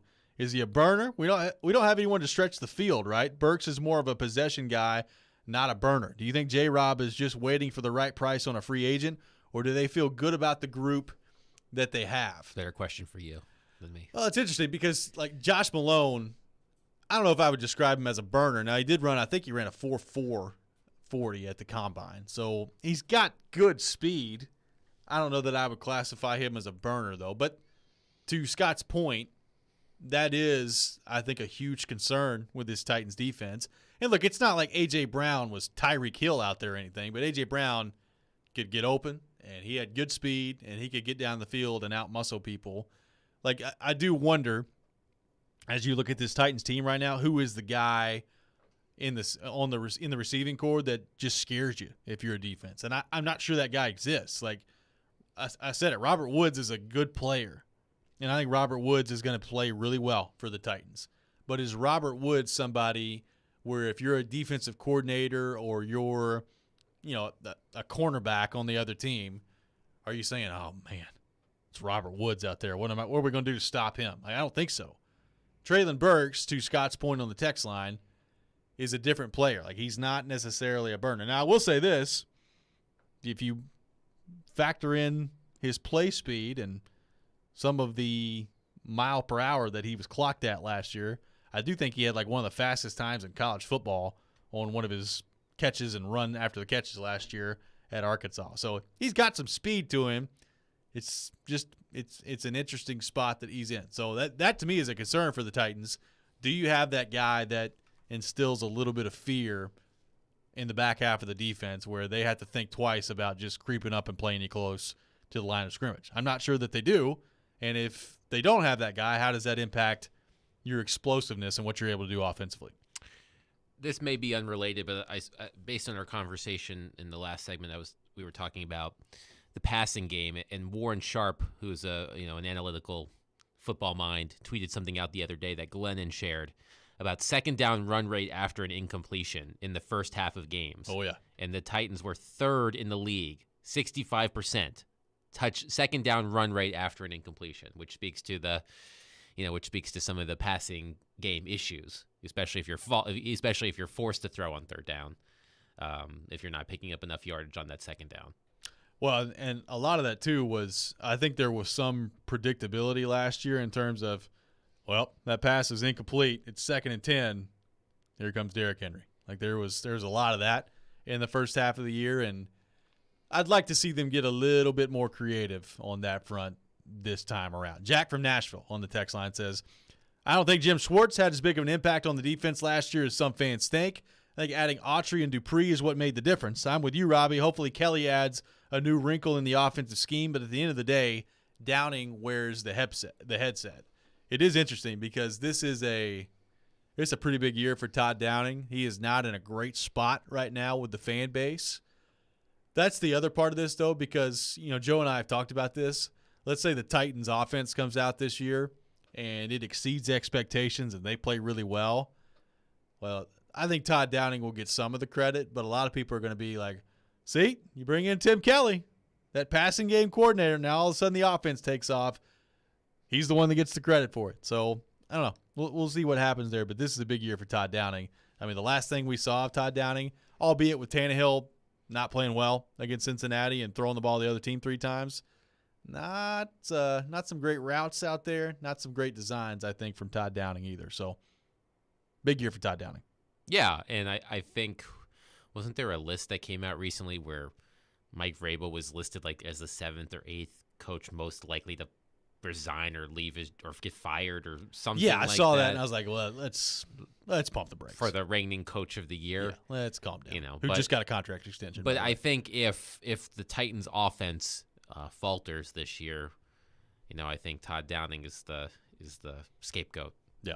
So I think it's probably the case, along with the quarterback, of course, yes. at Ryan Tannehill as well. Adam, the Preds making a move yesterday. Kevin Lankinen signed a 1-year, $1.5 million contract to be the backup goaltender for the Nashville Predators. So it's interesting. You give him $1.5 million. He was awful last year for the Blackhawks, albeit on a defensively terrible team. But the numbers, not good at all for Kevin Lankinen last year. You have Connor Ingram in the fold. You have Askarov down in Milwaukee. You have Devin Cooley, who they just qualified the other day as a goaltender down in Milwaukee as well. So it has now created a logjam at the goaltending position, and Kevin Lankinen now a part of that as well. So an interesting move yesterday by the Nashville Predators. Yeah, I think the one position that I thought they didn't need to address was goaltender, but that's what they did, and it's the only NHL player that they've signed so far, and it's a one-way contract. And, to be clear, between one-way and two-way contracts, that doesn't mean someone is either exempt or eligible for waivers. It just means that if Kevin Lankinen is sent to the minors, he'll make his NHL salary, which is $1.5 million. And because of that, if he is sent to the minors, the Predators will carry a buried cap hit of $375,000. So even if you put him in the minors, you're still, spending money against the cap on Lankinen. And, I think it made sense. It made sense last season for the Predators to sign a veteran goaltender with starting experience in the NHL because Pekka Rinne retired. Connor Ingram basically did not play during that season because of his, because his well-documented, personal issues, for lack of a better term. And it made sense to bring in someone like David Riddick because of those reasons. Right. This season, I felt like would be the time for Connor Ingram to get a look and see what you have there. But teams rarely carry 3 goaltenders at the NHL level, and if you're set on, it would have made more sense if someone like Devin Cooley, who's one of their minor league goaltenders, wasn't re-signed. Sure. So, but yeah, now you have 5 goaltenders, between UC Saros, Connor Ingram, Kevin Lankinen, Devin Cooley, and Yaroslav Askarov. It didn't make sense to me. Like, if something happens where one of those goaltenders is moved, then I guess it can make sense, and perhaps it's a precursor to something else. I don't know. But on the surface, just looking at Kevin Lankinen's body of work, I don't see how he helps this team. I wouldn't feel comfortable having him in the net that many times per season. And you have to keep in mind that he played for a really bad team, but even then he wasn't helping them. Sure. So you laid out the numbers well earlier. Yes, it was I said it's not a great year. Yeah, goals for Kevin Lankinen last year. In all situations, his goals saved above expected, which is a fancy stat to determine how well a goaltender plays in terms of the shot quality that he faces. In all situations of 61 goaltenders, according to Money Puck, who played at least 20 games, he was number 60 out of 61. The only goaltender who was worse was, surprisingly, Philip Grubauer, who went from Colorado to Seattle and had a really bad season, which was uncharacteristic of Philip Grubauer. Lankinen, I think it was like 28 goals saved below expected, which means that he allowed 28 more goals than he should have based on the shot quality that he faced. Not good. UC Saros, by comparison, I think was about 20 above expected. Yeah. So from UC Saros to Kevin Lankinen is a gap of almost 50 expected goals. Lankinen was worse last season than David Riddick. And David Riddick was not good. No. So take it for what you will. Let's go to our 102.5 The Game phone line, driven by WilsonCountyHyundai.com, and welcome in Nate, who wants to weigh in. Nate, thanks for calling in to Robby and Rexrode. Hey, guys. Y'all led into basically what I was wanting to ask y'all about. So a lot of people are, including y'all, are saying that it would potentially be more Fabro than Carrier, that the Preds would probably move since they brought in McDonough. With this Lincoln acquisition, could you see a scenario where they move Fabro and either Ingram or Devin Cooley for obviously not a top 6 forward, because that's definitely not enough. But for I was just wanting to see what they could fetch if they had, moved Fabro and either Cooley or Ingram. Hey, thanks for the call, Nate. I mean, I do think, looking at the goalie situation right now, it does make sense. Like if you wanted to package, let's just say Ingram, as part of a bigger package, maybe Fabro's included in it to go try to get another top 6 forward. You could try to do that. I mean, I'd be interested to know exactly who that would be. Like, is a package of Dante Fabro, Connor Ingram, and a few picks going to be enough to land you JT Miller? Maybe. Is that something you want to do for a guy on a 1-year contract? I mean, it seems too rich. Yeah. For I mean, if you're going to have JT Miller on your team for more than a year, but then like I said, JT Miller, I feel like is going to command a salary that close to $8 million, if not more, on his next deal. And I would have to look it up on Cap Friendly and see how many teams in the league have 4 forwards who make at least $8 million. I don't think any do. As I said, Toronto has 3 forwards who make $10 million. Right. But that's Austin Matthews, Mitch Marner, and John Tavares. That's not Philip Forsberg, Ryan Johansson, Matthew Shane, and potentially JT Miller. With all due respect to those 4 players, none of them are the players in Toronto. Yeah. So 615-737-1025, 615-737-1025. It is time for Call Your Shot Friday. We'll take your bold predictions in the world of sports. It could be the Preds. It could be NHL free agency, the Titans, everything on the table. Hit up our text line, driven by WilsonCountyHyundai.com, 615-737-1025. This is Robby and Rexrode here on 102.5, 106.3, The Game. Join 102.5 and 106.3 The Game and Newton Motor Group this summer to help kids in Middle Tennessee. We're teaming up with Souls for Souls to provide shoes to children experiencing homelessness in Nashville and the surrounding area for back to school. Our goal is to raise $20,000, which will provide 1,000 pairs of shoes for kids. To help, go to thegamenashville.com/shoes. Let's do some good this summer. Newton Motor Group is a proud sponsor of Souls for Music City. Newton Motor Group, the best car deals in Nashville. Start at Newton. Visit thegamenashville.com/shoes. From the Fox 17 News Code Red Weather Center. I'm Fox 17 Code Red meteorologist Greg Bobis. The heat continues. Humidity down for today, but high temperatures once again for the 26th day in a row will make their way into the 90s, a high of 94. Unlimited sunshine. Our next rain chance not until late in the day on Sunday. Brought to you by Hiller Plumbing, Heating, Cooling, and Electrical. Call the Happy Face Truck today.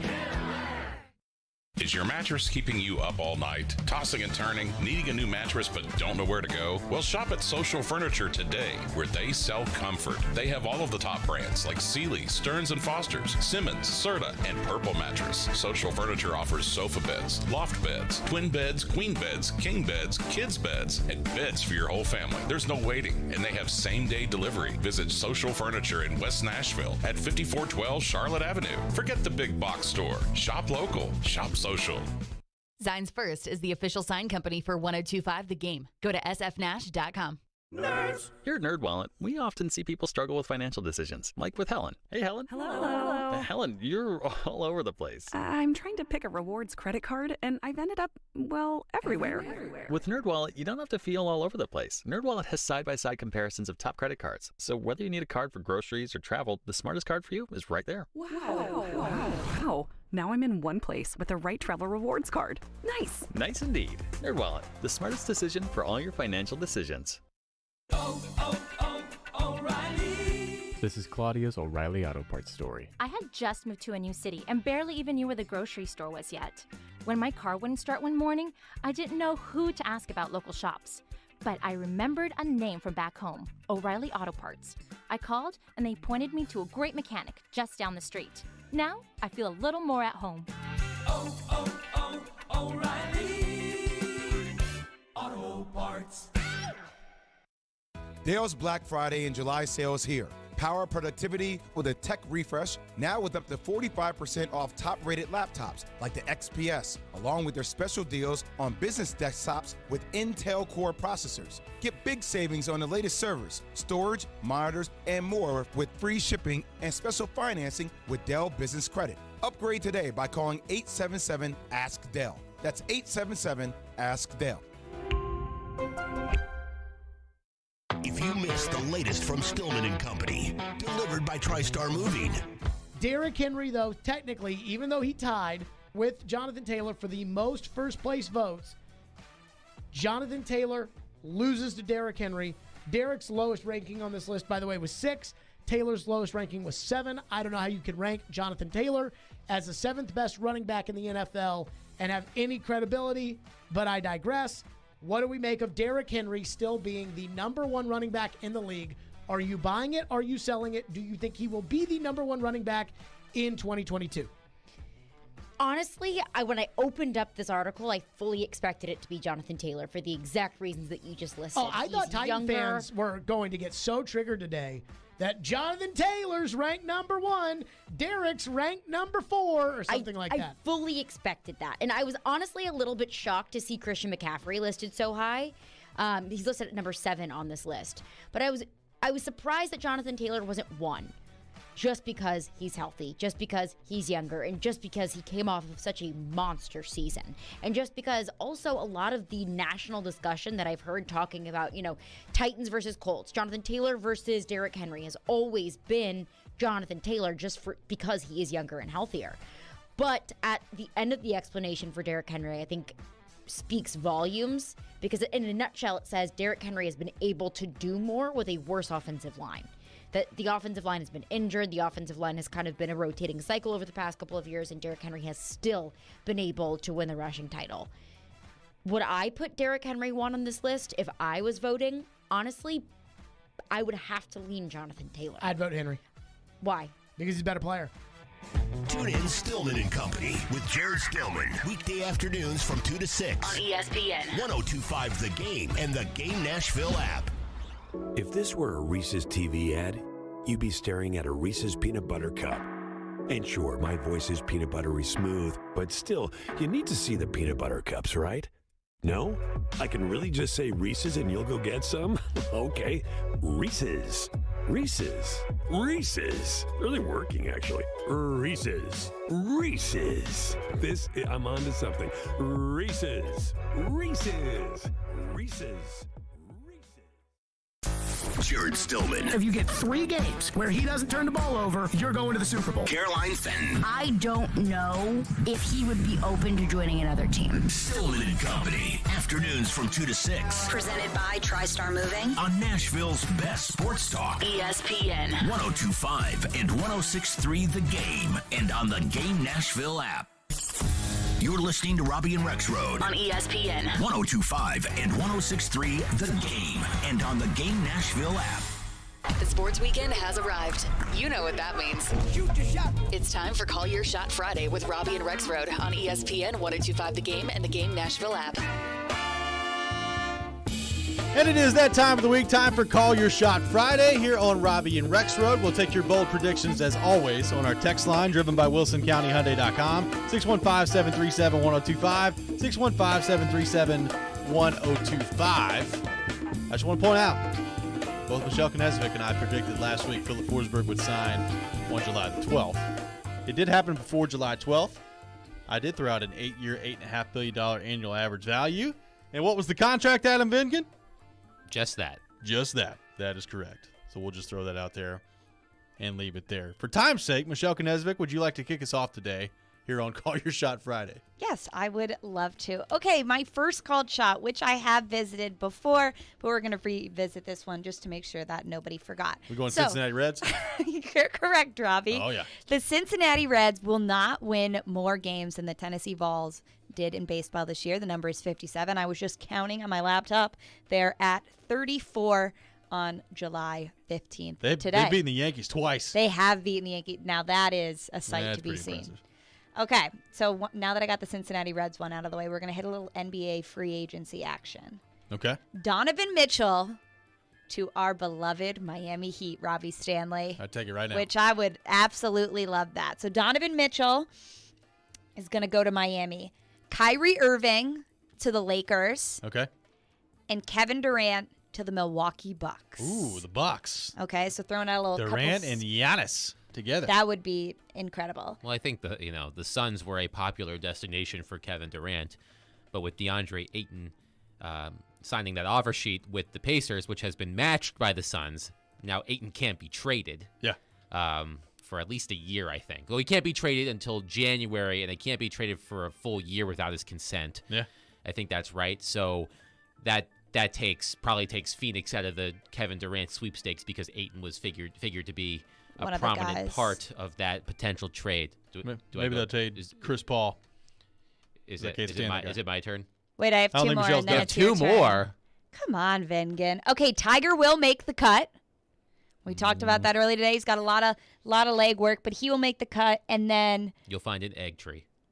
And then lastly, I don't know if I feel like this is a shot. The Predators will make some big trade for a top 6 forward by the next Friday. By next Friday. Okay. Yeah.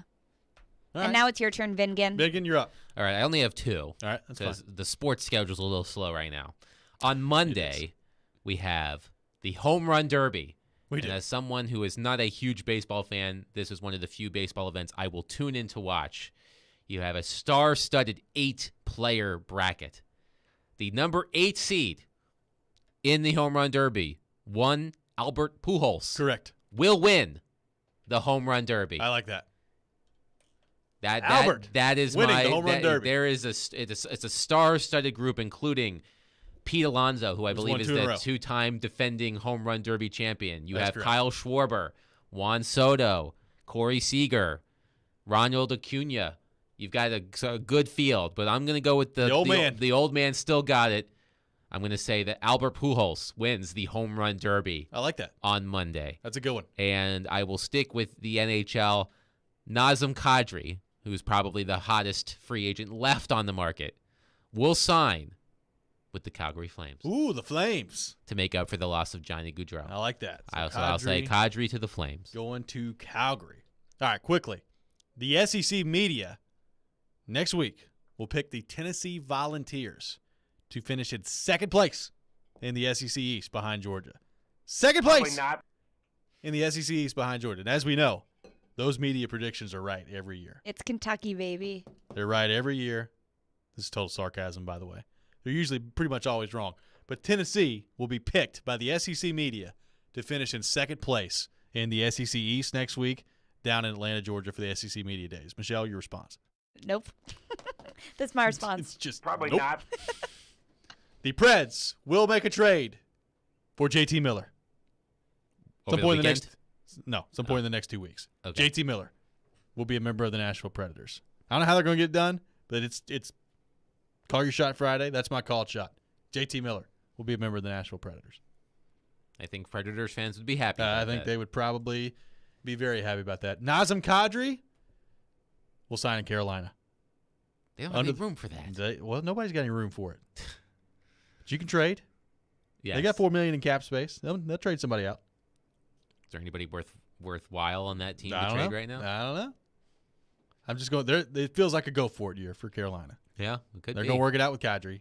He signs in Carolina. All right. You don't seem very confident in that. I think they've made their big moves. I think that the Flames are going to be desperate after what happened. But why would he go there? Just for the money? Because I think they'll give him more of what will give him more. Give him more of what he wants. They have the space. They going 7 years for Kadri in Calgary? Hope not. Good Lord. But why if they want to remain competitive, they're going to have to do something like that. Yep, no question about it. This has been Call Your Shot Friday, 615-737-1025, 615-737-1025. Coming up next, we'll be joined by Drake Hills from the Tennessean. We'll get his thoughts on all things Nashville SC. This is Robby and Rexrode on 1025, 1063, The Game. You watch the game. Line to left, coming on Newstrom. Base hit, Sounds win. We talk the game. But they knew he'd be really good. Well, if they don't make that move, they don't win those championships. We are the game. Nashville's best sports talk. ESPN 1025 and 1063 The Game and the Game Nashville app. ElectronicExpress.com. We make it happen. The Electronic Express summer clearance sale is here. This week, get a Samsung 65-inch 4K TV for $599 or a Frigidaire 4-piece kitchen package for $25.99. Save up to 50% off in every department at Electronic Express. Computers, appliances, 4K TVs, housewares, furniture, mattresses, and more. Don't miss out on an XPG gaming laptop for just $899 or a Whirlpool washer and dryer for $499 each. Shop in-store or online with free financing. Electronic Express. We make it happen. Hey, it's Mark Howard here. You've heard me talk about my friends at Apple Collision Centers for a while now, and today I'm here with CEO Stan Harrison to tell you about how they can help ease your stress with your auto body repair. That's right, Mark. We have 3 convenient locations, Old Hickory, Hendersonville, and Gallatin, ready to serve you. Our people are homegrown right here in Middle Tennessee with over 75 years experience. We can help with all your auto body repair needs. So stop by and see Stan and his team today and tell them Mark sent you, or visit them online at applecollisioncenters.com. Finding great candidates to hire can be like, well, trying to find a needle in a haystack. Sure, you can post your job to some job board, but then all you can do is hope the right person comes along, which is why you should try ZipRecruiter for free at ZipRecruiter.com/radio. ZipRecruiter doesn't depend on candidates finding you. It finds them for you. Its powerful technology identifies people with the right experience and actively invites them to apply to your job. You get qualified candidates fast. So while other companies might deliver a lot of hay, ZipRecruiter finds you what you're looking for. The needle in the haystack. See why 4 out of 5 employers who post a job on ZipRecruiter get a quality candidate within the first day. ZipRecruiter, the smartest way to hire. And right now, you can try ZipRecruiter for free. That's right, free at ZipRecruiter.com/radio. That's ZipRecruiter.com/radio. ZipRecruiter.com/radio. Throughout the country, buried pipelines are indicated by a pipeline right-of-way. A long, wide stretch of grass cleared of trees and marked with signs. If you have a right-of-way near your home, do not plant anything in it or dig in it. Do not install a fence or build your kids a super cool fort without first getting the pipeline operator's approval. For more on pipeline safety, visit pipesafety.org. A message from the Tennessee Gas Association, Tennessee Association of Broadcasters, and this station. We here at 102.5 and 106.3 The Game are looking for our next great executive producer. Hey, it's Chase McCabe, the program director. If you think that's you and you think that you have the experience, the drive, and of course you share that love of sports, send your resume and cover letter to together@cromwellmedia.com. From the Hillside Medical Game Studios, WPRT FM Pegram, WPUC HD2 Laverne, Nashville's exclusive home for the Nashville Predators. 102.5 and 106.3. Terang, it's a high fly ball. The leading receiver. Awesome game set. Checkered flag in the air. The Game. A Cromwell Media Station. Mixing sports and a little bit of fun. This is fun. On your morning drive. This is Robby and Rexrode. With Robby Stanley and Joe Rexrode on Nashville's best sports talk. ESPN 102.5 and 106.3 The Game. And on the Game Nashville app. Ladies and gentlemen, it's showtime. Welcome back in. Final hour of Robby and Rexrode here on 102.5, 106.3 The Game. Robby Stanley alongside Adam Vingan. Michelle Knezovic, intern Hanley here with you on this Friday morning in Nashville, Tennessee. And we go to our 102.5 The Game phone line, driven by WilsonCountyHyundai.com. And welcome in our friend Drake Hills, who covers Nashville SC for the Tennessean. Drake, what's going on? How we doing? Yo, happy Friday. Happy Friday. Good to talk to you again, Robby. And you too, Adam. Good to have you on with us. Appreciate you being here, Drake. So what stood out to you the other night in a very significant win for Nashville SC? They get it done 1-0 against the Seattle Sounders the other night. First off, shout out to Joe Willis. What a save the other night in that game. But other than that, what stood out to you about the performance from the boys in gold on the pitch? Yeah, man. Joe Willis, number 6 on that SC top 10. That's pretty good for someone who, through the month of June had a couple of struggles that led to Elliot Panico, who was a 2020 first-round pick, taking his job for a couple of games. So good for Joe to get that confidence back and show he's still the number one.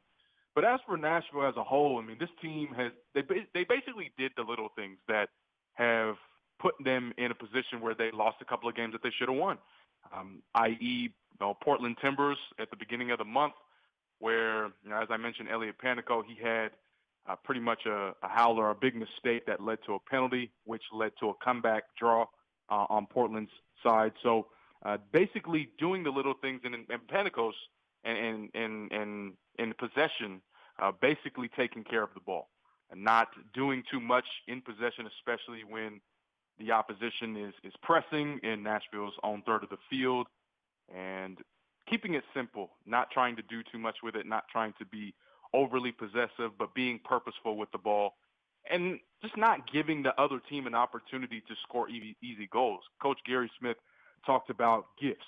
He said we've given a teams a lot of gifts over this season, which is quite the difference from what we've seen from this team over the past 2 years.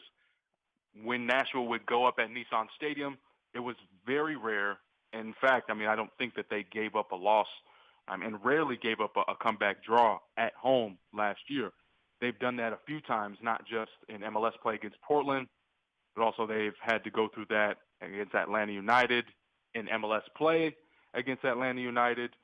And even when they were responsible or in transition to move towards a shutout, right? Getting a shutout at Geodis Park this year, they failed to keep that clean sheet. So I think last game against Seattle was the epitome of a good turnaround for Nashville. Drake, we talked to you so much about, Hani Mukhtar and Walker Zimmerman and the stars that they have, but how important is Randall Leal and what he brings to the table for this group when he's in there on a nightly basis? I think Randall Leal is the most underappreciated player, not just for Nashville, but for Costa Rica. This is a guy coming off that ankle injury that he had in early May against RSL, I believe, and missed pretty much 6 weeks. And in that time period, you saw teams like Montreal, you saw teams like Kansas City, although on Juneteenth when Randall Leal returned, he was only just as a sub, but the damage was already done. Kansas City was already in the driver's seat to win that game. Without Randall Leal on the team, Hani Mukhtar and CJ as a front two are absolutely swarmed, and they don't have someone to create for them. That's what Randall Leal is. Leal is the ultimate creator, someone who came into this Nashville team a few years ago as an out-and-out winger. And what I mean by that is he was the guy who was just going to, toe the sideline. He was going to run at you with the ball, technical dribbles, fancy step-overs, all of that flamboyancy. But what Gary Smith has turned Randall Leal into is this central figure where he can dictate, almost like a point guard. He can set up other teammates. He can create his own. And I think what happens is that unlocks Hani Mukhtar and CJ Sapong in a way where they can just make the runs behind the defense and score goals that way, especially as you saw against Seattle, where with Randall in that central attacking midfield role, he has the knack to go and dispossess, whether it be Seattle, whoever they're playing, and set CJ or Hani up, 20, 30, 40 yards down the field. And that quick transition, that quick counterattack is something that we've seen Nashville do so well over the past year and a half. So with Randall Leal, I think not only is he the most underappreciated, underrated player in this attack, but I think with Costa Rica going into the World Cup, he really does deserve to be on that roster. Drake Hills of the Tennessean joining us here on Robby and Rexrode. Drake, Robby and I had some fun at the Backline's expense earlier this week because of the statement that they put out asking for, among other things, a beer discount, huh? Yes, a beer discount, as well as quarterly meetings with Ian Air. It appears that Nashville SC has agreed to meet with Backline supporters regarding these demands. I'm curious for your just opinion on this situation, and if you've heard anything about Nashville SC's response and how they plan on attacking this moving forward. Yeah, so what I've been hearing is that although the date has been selected, there hasn't been an actual confirmation and maybe even a follow-up on the club side to make that happen. However, the concept of having a quarterly meeting or even demanding a meeting by means of, threatening the club that there will be no soundtrack, quote unquote, the sound and the cheers and the chants that you hear when you go to a game at Geodis Park. Now, that is something that's rare. That does not happen. And when you take a look at where Ian Ayre, the CEO of Nashville SC, is coming from, we're talking about top 5, one of the biggest soccer clubs in the world at Liverpool. Ian Ayre used to run that club. That doesn't happen when it comes to supporters and the access that you are to have with someone of that caliber. And so to have Ian Ayre and the club agree to such a meeting is a statement in and of itself. Now, has there been some communication issues on the club side? From what I've told, yes, when it comes to altering and changing where the supporters groups and the tailgates will be held in and around the stadium. Originally, it was set to be and has been for a few games near the old Expo buildings at the fairgrounds. And for several games, they've moved that entire setup to Fair Park on the south side of the stadium. That creates a lot of havoc when it comes to welcoming enough people to park. And, of course, it's a much longer walk, and not everybody is mobile in that sense to go up those stairs and those huge ramps. So there have been some discrepancies on that front, but the demands, especially, threatening to not have a soundtrack, to not have any sound or support at a game, it's pretty that would be detrimental, and especially with this stadium being as new as it is, with so many Nashvillians and Middle Tennesseans coming to watch a soccer game for the first time. I think they have to get that fixed because that can be an embarrassment, not just in Tennessee sports, but for league-wide. It was a pathetic statement, I thought, from the Backline supporters group. Drake, last thing here for you. As the final stretch is now upcoming for this team, what do you make of the position that they're in, and how dangerous do you think this team can be coming down the stretch heading into the MLS Cup playoffs? Well, if they play like they did against Seattle, they're going to do just fine. And then what I mean by that is I think you could see this Nashville team opening a stadium and hosting a playoff game in that stadium in the same season. I think that's very much up in an impossibility for this Nashville team. They're currently in third with a lot of teams around them that lost midweek. And so when you take a look at who they're going to be facing, especially at home, it's helpful that you're going to face this best team in the league, LAFC. They just signed former Real Madrid, Wales star, guy who came from Tottenham, Gareth Bale, who could potentially make his debut on Sunday at Geodis Park against Nashville.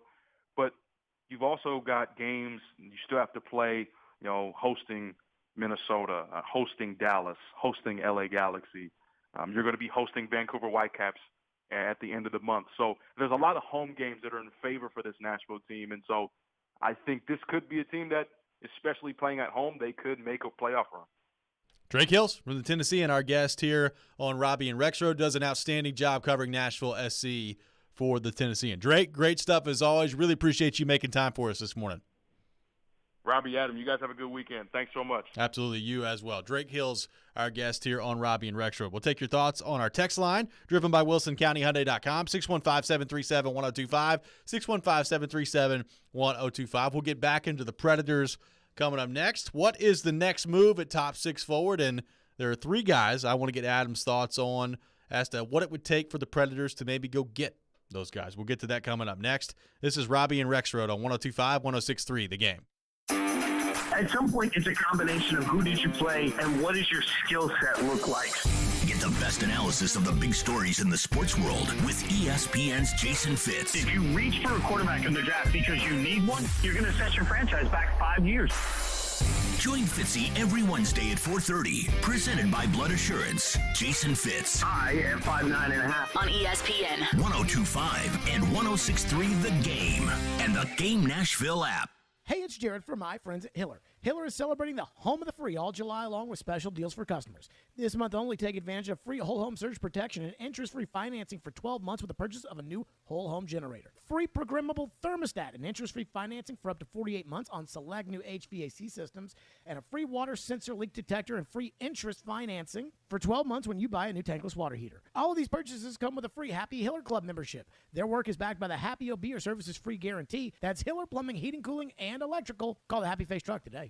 If you suffer from joint pain, from arthritis, or an injury, you know the traditional treatments: pain meds, steroids, and then surgery, right? Willie Donick here with great news. Now there's a better way, and it's here now from the local medical professionals at QC Kinetics. QC Kinetics is the nation's leader in regenerative medicine. This is an advanced, exciting, and natural alternative that can give you lasting relief using your body's own healing power. Listen, steroid shots are toxic to your joints. Pain meds can be addictive, and nobody wants to go under the knife. It's 2022, and those old ways are out. The new way is in. Regenerative medicine, restoring and repairing damaged joint tissue using natural biologics. No drugs, no downtime, no surgery. QC Kinetics and their protocols can address any pain in any joint and give you the quality of life you deserve. So call the local medical professionals at QC Kinetics now. 615-249-4024. 615-249-4024. That's 615-249-4024 for QC Kinetics.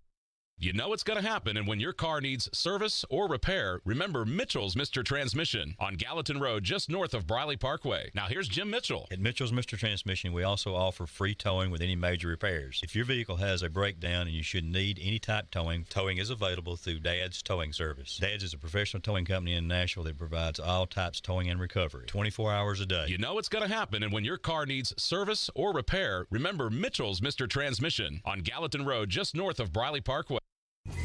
When Smashville wants to rock.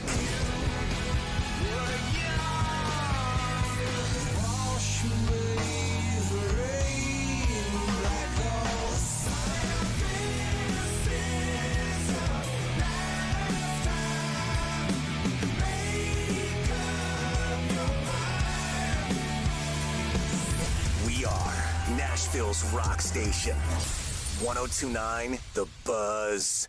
Hey, you see Tony's face? Yeah, he's using one of them Dollar Shave Club 6-blade razors with 6 stainless steel blades for a close shave. His face is as smooth as a river rock. Smooth as a nice olive oil. Like a bowling ball. Like silk pajamas. Like a seal down at the aquarium. Like a ball of wax. Wax job? Hey, no one said nothing about a wax job, okay? Quit being a wise guy. Dollar Shave Club, for a noticeably smooth shave. Find us in stores and at dollarshaveclub.com. Well, you've got the whole world listening. What do you got to say? Never miss a moment of the show. Subscribe to the Robby and Rexrode podcast on iTunes, Spotify, and wherever you get your podcasts. We may now begin our day. You're listening to Robby and Rexrode on ESPN 102.5 and 106.3 The Game, and on the Game Nashville app.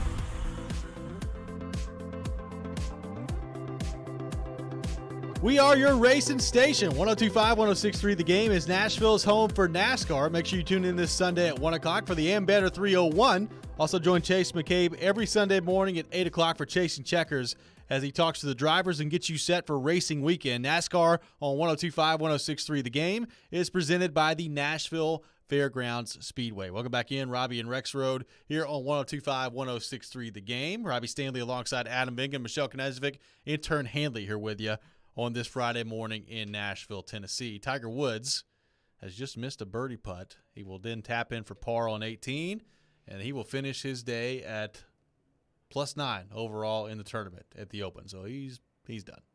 He looks sad. Now he's waving to the crowd. Yeah. So he's going to be done for the week.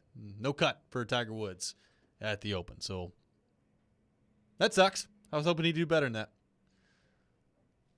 I don't really have any other comments. You have nothing to say about Tiger Woods? No. Okay. I mean, look, he should be commended for making a comeback after everything he's been through physically, but he could be fine to retire and enjoy the spoils of his excellent career. Oh, I don't know if he's going to do that, though. We'll see what happens on that front. You did have a tweet that you wanted to read regarding the Kevin Lankinen signing for the Predators.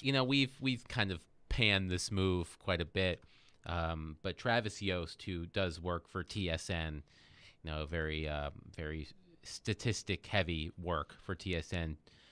Quote tweeted the Predators signing yesterday and said, quote, very smart, near zero cost bet. Is he a quality backup or terrible? It is worth paying $1.5 million to find out just how bad Chicago team effects were.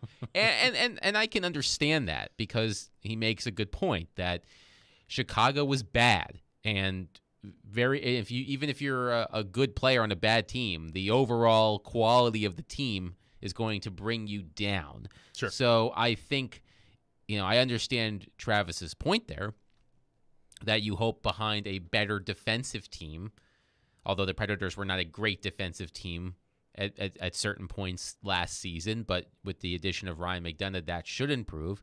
You would hope that basically not facing a proverbial firing squad every night would help Kevin Lankinen. And yeah, maybe it is worth $1.5 million to find out. But I just think overall that is not a position that the Predators were in desperate need of filling, which is why I thought the cost was a little prohibitive. So as of today, as we sit here today on July 15th, who do you think the backup goalie is for the Predators? Is it Lankinen or is it still Ingram? And they're going to try to have Lankinen as maybe the third guy. I mean, look, Willie, to his credit, has talked about this over the course of the past week of maybe going to find like a veteran NHL goalie that you stash away in the minors that if you need him down the stretch, he's there.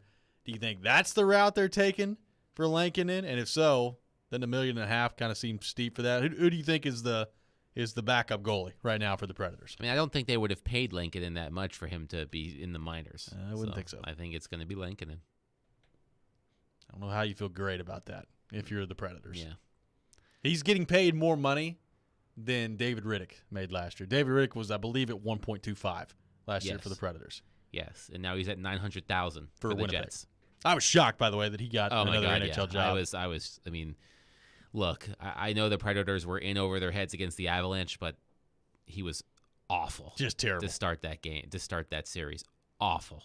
And the fact that he was overtaken by a goaltender with 2 games of NHL experience, that says to me all you need to know about David Riddick.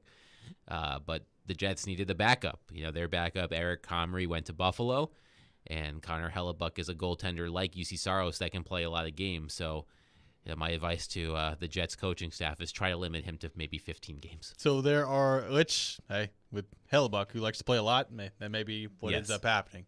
So there are 3 guys that we discussed here on the show that maybe fit the category of a potential trade target for the Preds. One of them being JT Miller, one of them being Gustav Nyquist from Columbus, and then Alex Killorn from Tampa Bay as well.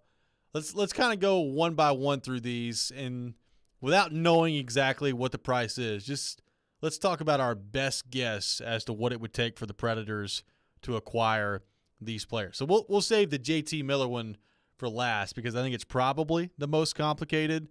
Let's start with Nyquist out of Columbus. So Columbus has just signed Johnny Gaudreau and Eric Goodbranson, and they're right up against it cap-wise, and Nyquist has 1 year left on his deal. He's a top 6 forward. He scored 18 goals last year. I believe he had 53 points. What do you think it would cost? I guess probably the better way I should ask is, do you think it would cost the Predators anything to get Gustav Nyquist from Columbus? No. You think they could do it for future considerations? Yes. I think they probably could too. I think they could. So then the question becomes, is that the route you should go immediately, or is that a route that maybe you save in the back of your mind and try to go for a Killorn or a Miller before then, or maybe somebody we're not thinking of, but those are just the kind of the 3 guys that come to mind. What about Killorn? How much do you think it would take to get Killorn away from Tampa Bay? Yeah, I think you could probably get away with a trade similar to the one that got Ryan McDonough. An average NHL player that doesn't make as much money and a prospect, or maybe a prospect and a pick. Killorn is older. They can't take on salary, or they can't take on much salary because they did take on Meyer's salary, which was $2.55. So I think something similar to what the Predators traded to get McDonough would probably do the trick. So the JT Miller part of it, what do you think of what it would take to get him, because he's a little bit more complicated, I think, because Vancouver is up against it cap-wise, but JT Miller is a player that put up 99 points last year, and he's been a productive player for basically his entire career. Now, last year he did take a bit of a jump, so you look at JT Miller's stats, 32 goals, 99 points a year ago. Prior to that, he had been a good player, right around a 70-point kind of projected player the last few years in terms of had they played an 82-game regular season. But what do you make of JT Miller being out there, and what do you think it would cost the Predators to get him, which, as we found out earlier from a clip we played from the DDC yesterday, the asking price apparently from Vancouver for JT Miller has been pretty high in the past to this point. Yeah, I wonder if it would take like a first round pick and a solid prospect at least. A recent trade of a high profile forward is Jack Eichel. Now Jack Eichel's a bit different because Jack Eichel is under contract for a long time, while Miller only has a year left. But Eichel fetched the Buffalo Sabres Alex Tuck, who's a good young NHL player, Peyton Krebs, who was the Golden Knights' number one prospect, a first round pick and a second round pick. That so I wonder if it would take something like that, a first round pick, a top prospect, and an equivalent, a strong young player. So would it be a first round pick, Luke Evangelista, and Yakov Trennin's negotiating rights? Would you do that for a year of JT Miller? I would. I probably wouldn't.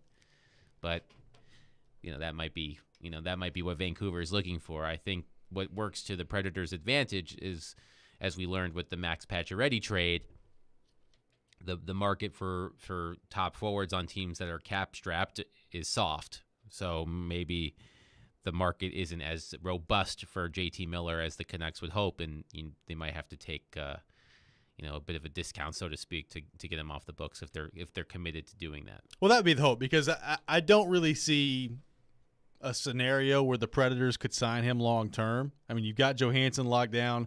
I think it would be pretty difficult to move that contract. Duchesne locked down for, what's he got, 4 more years right now? Mm-hmm. You've got Philip Forsberg, obviously, who has a no movement, no trade clause. He's not going anywhere. So that's 3 forwards with more than $8 million per year. I think it would be very difficult for a longer-term deal to come about with JT Miller. I mean, I think Dante Fabro would probably be someone that would have to go the other way. They need help on defense. Vancouver does. He is from the area, which is always an appeal for teams and players alike. So I think, and he's cost effective this season and under team control. And we've talked about, what's interesting is our friend Arpin Basu, who covers the Canadians for The Athletic, wrote a story yesterday about Jeff Petrie, and who's the veteran defenseman for the Canadians, and he took what Kent Hughes, their GM, said about what they are looking for in a trade for Petrie, and he basically canceled all of the teams out based on the things that Kent Hughes said, and he landed on the Predators as he think is the best fit. A top 4 of McDonough, Yossi, Ekholm, and Petrie would be interesting. I don't foresee that happening. I don't think they need to do that. No. With Miller, I think if you're looking to save a little bit and maybe clear up some space on that defensive depth chart, it might Dante Fabro might be someone that catches Vancouver's eye. 615-737-1025, 615-737-1025. What do you make of the options for the Predators to add at top 6? What would you do if you were David Poile and the Nashville Predators? We'll get to some of your thoughts coming up next. 615-737-1025. You're listening to Robby and Rexrode on 102.5, 106.3, The Game. This is Colton Sissons, and this is Smashville. Feeds now, Sissons coming onto the left circle, and Colton Sissons puts it in the net. This is the flagship of the Nashville Predators radio network. ESPN 102.5, The Game. Men, what if I told you that now you are able to get testosterone replacement therapy in the comfort of your own home? No more weekly trips to the doctor's office. We come to you 7 days a week, 12 hours a day. Be seen by a licensed medical professional in the privacy and comfort of your own home or office. You decide. Schedule your appointment today at CoolSpringsMD4Men.com. Hey, Willie Donick here. Are you feeling the sting of higher interest rates and higher costs? Those credit cards and other loans are costing more and more every month, and inflation is making everything else more expensive. Your home can save you right now. Your home value is up, and there's a ton of cash in it that you can access with Loan Pronto. Loan Pronto specializes in zero-cost cash-out home refis. You can get tens of thousands in as little as 2 weeks. Pay off those 23% rate credit cards and other loans. Consolidate everything into one super low payment. People who do this usually cut $800 or more from their monthly budget. If your home mortgage rate goes up a point or so, it's offset by your credit card rate going to zero. So call Loan Pronto now and unlock that equity and wipe out the bad debt. Do it now. You can even skip your next 2 house payments. Call 615-499-5780 or go to loanpronto.com. That's 615-499-5780. Equal housing lender, NMLS 1661781, subject to lender approval. This is Chef John from Kitchen Notes at the Omni Nashville. Invite you to come join us for breakfast and lunch. We are offering some exciting new menu items. For breakfast, we have a smoked prime rib hash. Comes with a sunny side up egg, hominy, caramelized onions. It's a great start to your day. We are featuring a sourdough pancake made with a sourdough bread starter. It's a fun spin on the classic buttermilk pancake. As always, Kitchen Notes is serving biscuits all day. Come join us and create a memorable experience here at the Omni Hotel. Food is all about memories for us. We'd like you to start a new memory here at Kitchen Notes in the Omni Hotel. Breakfast at Kitchen Notes in the Omni Nashville Hotel.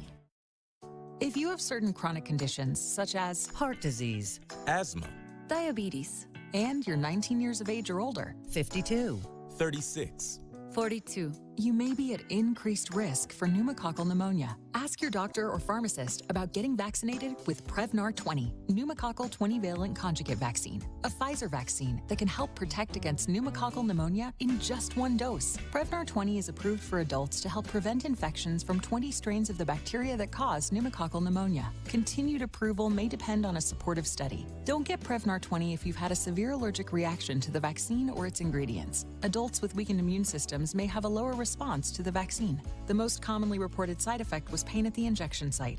For additional common side effects and full prescribing information, please call 1-855-213-2138 or visit Prevnar20.com. I'm going to ask my doctor about getting vaccinated. With Prevnar 20. Robby and Rexrode here on ESPN. Welcome into the DDC. Stomach Company is delivered. There's a new way to hear 102.5 The Game. Nashville's best sports talk on 106.3 FM. From downtown Nashville to Spring Hill on I-65 and to Murfreesboro on I-24. You now have 2 choices to hear our great sports programming. Get the extra point, no problem. And the Nashville Predators. Scores! Check out 106.3 now and save it as a preset. Hey, Nashville, this is Paul Feinbaum, and you're listening to Nashville's best sports talk, ESPN 102.5 The Game. The Cap, they've been shopping around JT Miller. What's the market like for a trade for JT Miller for 1 year right now? Or is it only going to be to a team that wants to re-up him long term? No, I don't think there's any rules there. First of all, I'm a big JT Miller guy. I love the way he plays. I really do. He's a bit of his personality is definitely edgy. There's no question about that. And he really has a major presence in a room. But, that's not a big deal. We all deal with edgy people all the time. I really like Miller a lot. I think Vancouver is looking to clear space, and I think you guys could really handle that. But I think they're asking a lot. And, first of all, I should have probably considered this earlier. I think he'd be a perfect fit for you guys. I really do. I just think the Canucks, for example, we had heard during the year that they were talking with the Rangers, and the names that were being thrown around were like Filip Chytil and Kaapo Kakko and Braden Schneider, who the Rangers didn't want to give up, and that was one of the reasons the deal fell apart. But that's the kind of thing that, it's been rumored that Vancouver is looking for. So I think you would have to see do you guys have a package like that which could entice them? Now, the one thing that really could help you here is if you're not looking to extend Miller, I think Vancouver has been very, very wary, extremely wary of allowing anyone permission to talk to him about an extension. If it's happened, like as of the draft last week, I don't think it had happened. Now, there had been some sense that maybe Vancouver might change their mind on that issue, but I don't know that it's happened. But if you're just looking at him as a one-year guy, I think that would be a perfect fit, but understand that that's the kind of trade that the Canucks have been looking at. That was Elliot Friedman from Sportsnet yesterday on the DDC discussing the JT Miller situation, potentially a trade target for the Nashville Predators. 99 points last year for the Canucks. Canucks needing to trade some contracts out to get some cap compliant, and JT Miller has been rumored for the past few weeks. So, Adam, what did you make of what Elliot Friedman had to say there and how that relates to what the price could ultimately be for JT Miller if you're the Predators? Well, I wonder if the Canucks are reticent to allow teams to talk to JT Miller about a potential contract extension and the Predators are not in that particular frame of mind, maybe that changes the price. I don't know. But as I was just saying, I would expect the Canucks to want a pretty significant return for a player who was incredibly productive for them, especially last season. So, like if the Predators were in that position where they were quote unquote one player away, right, and you're giving up a lot of future assets for 1 year of JT Miller, that makes more sense. But if you're bringing him in to this particular team, which is definitely not one player away, I wouldn't give up a lot of future assets for one season of JT Miller and hope that, the team can the price has to be lightning right. in a bottle. Yeah, this is not a at all costs go get JT Miller type situation that the Predators are in. Like the price has to be right, and the price is probably going to end up being a little bit more than like Max Pacioretty. I mean, obviously they gave Max Pacioretty away there, so we'll see what happens on that front. But I think it's certainly a player worth looking into if you're the Nashville Predators. Let's go to our 102.5 The Game phone line, driven by WilsonCountyHyundai.com, and welcome in Cameron from Murfreesboro, who wants to weigh in. Cameron, thanks for calling into Robby and Rexrode. Hey, guys. It's a pleasure for you guys to have me on. I appreciate it. I just have a couple questions. I know we're looking at the free agency and things that are available there, but there have been a lot of questions amongst the Nashville Predators Facebook page and things like that, and discussions amongst other fans like myself. What about some of the players that are not necessarily free agents but are wanting out of their teams? And it may be a long shot, but players like Patrick Kane or Jonathan Taves or potentially Matthew Tkachuk. I would love to hear you guys discuss that potential long shot trade if we were to, get rid of some of our long-term or higher budget players such as Ekholm or Johansson, which we would all hate to see go. But I would love to hear you guys discuss that. Hey, thanks for the call, Cameron. We appreciate it. So he brought up Tkachuk there from Calgary, and then the two Chicago guys, and Jonathan Taves and Patrick Kane. Let me first start by saying this. The Chicago guys aren't coming here, but let's just say for the sake of argument that they were available to you if you're the Predators. I don't know why in the world the Predators would have any interest in Jonathan Taves. No. Like Jonathan Taves, he's not the player he is once not was. the same player that he used to be. He's dealt with some health issues. Very expensive. He's dealt with some health issues. He recently missed a full season. Right. Like I don't know that Chicago, and I don't think it's a definite that they won't be able to. Honestly, I would be surprised this season if Chicago is able to move him. Like he's not the same guy. And with the cap hit and with the price that is on the table with him, I'd be surprised if Jonathan Taves ends up walking to, the Blackhawks management and says, all right, now's the time. Like, I want out. I don't know if they're going to be able to get rid of him. I think you could find a team like let's just say for the sake of argument, Edmonton at the trade deadline is in a position to, again, challenge for a Stanley Cup, and they've got Connor McDavid and Leon Draisaitl, and you're acquiring Jonathan Taves to be your third-line center or something like that at a reduced price. I could see that. You'd have to retain a lot if you were in Chicago. But they have the space to do that. So I could see something like that happening. I don't see it here. I don't see Patrick Kane here. Who's the other person you mentioned? Matthew Tkachuk. Yeah, Tkachuk is interesting. I mean, Tkachuk is a great player. He is. But, the thing is the Predators don't have that space for him. He's got a $9 million qualifying offer. So even if you played on this qualifying offer, you have to make room for a $9 million contract. And I can't imagine that the Flames are eager to take on any of your high-priced contracts. So I'm not sure I see a fit. The one player that I keep coming back to, that's not as exciting as those players, but I think is due for a change of scenery is Jesse Puljujarvi in Edmonton. And I think he can be had for a relatively reasonable price and he's an RFA, but he won't cost a lot on his new contract. The downside to Puljujarvi, though, is a knock against him is despite having the really good underlying numbers, he hasn't put up a ton of points, and he's been known to play with Connor McDavid. And if you can't put up points with Connor McDavid, then how is he gonna put up points with Ryan Johansson? I could probably put up 10 points in an NHL season with Connor McDavid on my line, for him banking one in off my butt or something like that. Right. Zach Kassian cashed in by playing on the line with Connor McDavid, and it turned out to be an awful contract that the Oilers moved to Arizona during the draft. So.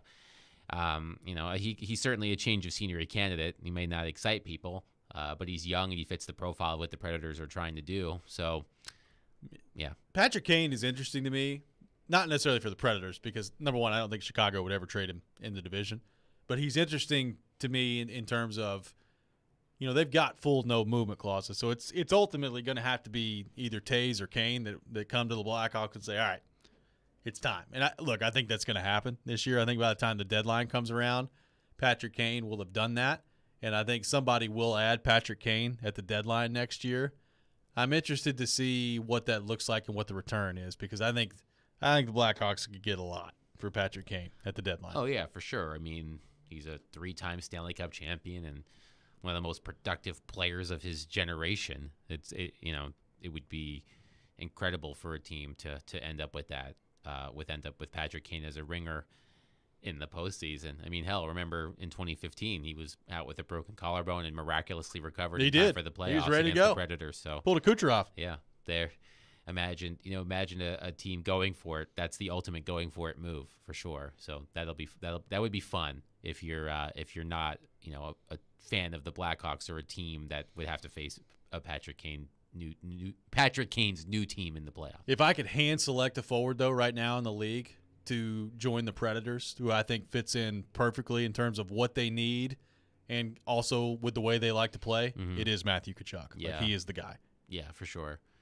And it will be really interesting to see what happens in Calgary because, I think he may have been wary of re-signing there to begin with, and now that Johnny Gaudreau is there, does he want to commit, the prime of his career to a team that seems to be in a bit of flux? And Tkachuk is also, there's been a lot of, scuttlebutt about Tkachuk in St. Louis because, of course, his dad, Keith, played there. And, that's where he's from that area.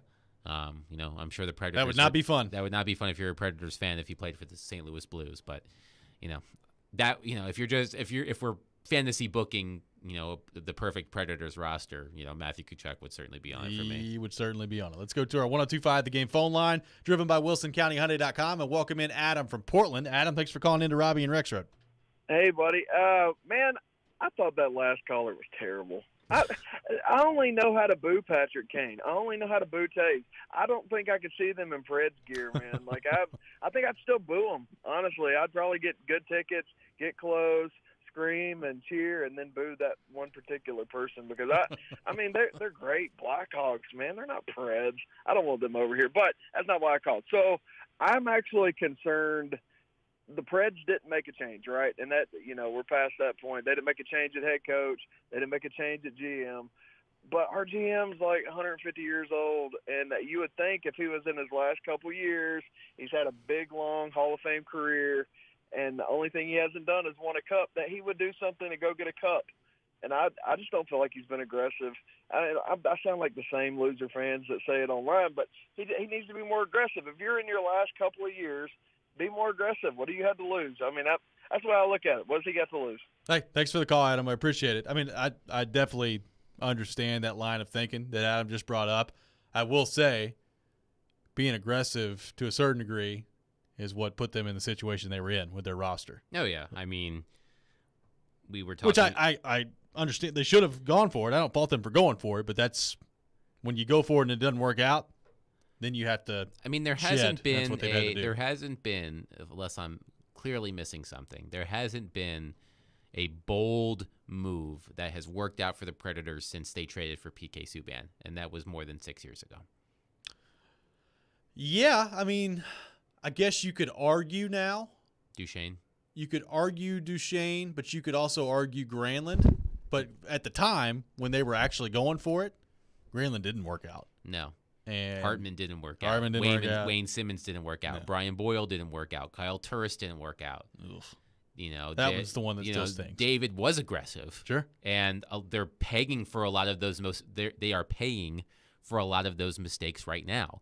You know, you look at a team like Chicago, for example, that's in the position it's in, but there's been a lot of other stuff that's around the Blackhawks that's been terrible. That's not necessarily on the ice, but if you're just looking at the on ice product, which is hard to do, but if you're only looking at the on ice product, they're in a bad place right now. But you know what?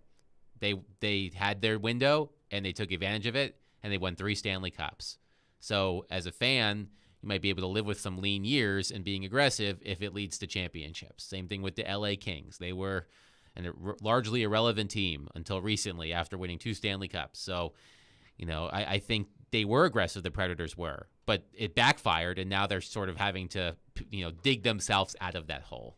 We'll continue to take more thoughts on the Preds, 615-737-1025, 615-737-1025. More thoughts on that coming up next. Also, look ahead to the Prospects game coming up later here in about 45 minutes, which we will carry live here on 102.5, 106.3 The Game as well. This baseball season, turn Ks into cash and big hits into big wins with FanDuel Sportsbook. Right now, new customers can step up to the plate with a no-sweat first bet up to $1,000. Just sign up using promo code ROB, place your first bet, and FanDuel will give you up to $1,000 back in free bets if you don't win. The Yankees, they've been struggling a little bit as of late, dropped 2 to the Reds, but I think they rebound in a big way. That's who I'd go with, but you take it any way you want to take it. Just make sure you do it on FanDuel Sportsbook, America's #1 sportsbook. They've got great promotions every day. The app is safe and secure, and you get paid quickly as well. So download the FanDuel Sportsbook app, sign up using promo code ROB to get started with your no-sweat first bet up to $1,000. Must be 21 or older and present in Tennessee.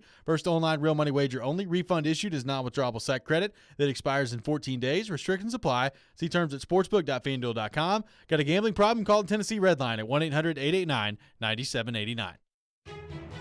From the Fox 17 News Code Red Weather Center. I'm Fox 17 Code Red meteorologist Greg Bobis. The heat continues. Humidity down for today, but high temperatures once again for the 26th day in a row will make their way into the 90s, a high of 94. Unlimited sunshine. Our next rain chance not until late in the day on Sunday. Brought to you by Hiller Plumbing, Heating, Cooling, and Electrical. Call the Happy Face Truck today. If you suffer from joint pain, from arthritis, or an injury, you know the traditional treatments, pain meds, steroids, and then surgery, right? Willie Donick here with great news. Now there's a better way, and it's here now from the local medical professionals at QC Kinetics. QC Kinetics is the nation's leader in regenerative medicine. This is an advanced, exciting, and natural alternative that can give you lasting relief using your body's own healing power. Listen, steroid shots are toxic to your joints. Pain meds can be addictive, and nobody wants to go under the knife. It's 2022, and those old ways are out. The new way is in. Regenerative medicine, restoring and repairing damaged joint tissue using natural biologics. No drugs, no downtime, no surgery. QC Kinetics and their protocols can address any pain in any joint and give you the quality of life you deserve. So call the local medical professionals at QC Kinetics now. 615-249-4024. 615-249-4024. That's 615-249-4024 for QC Kinetics.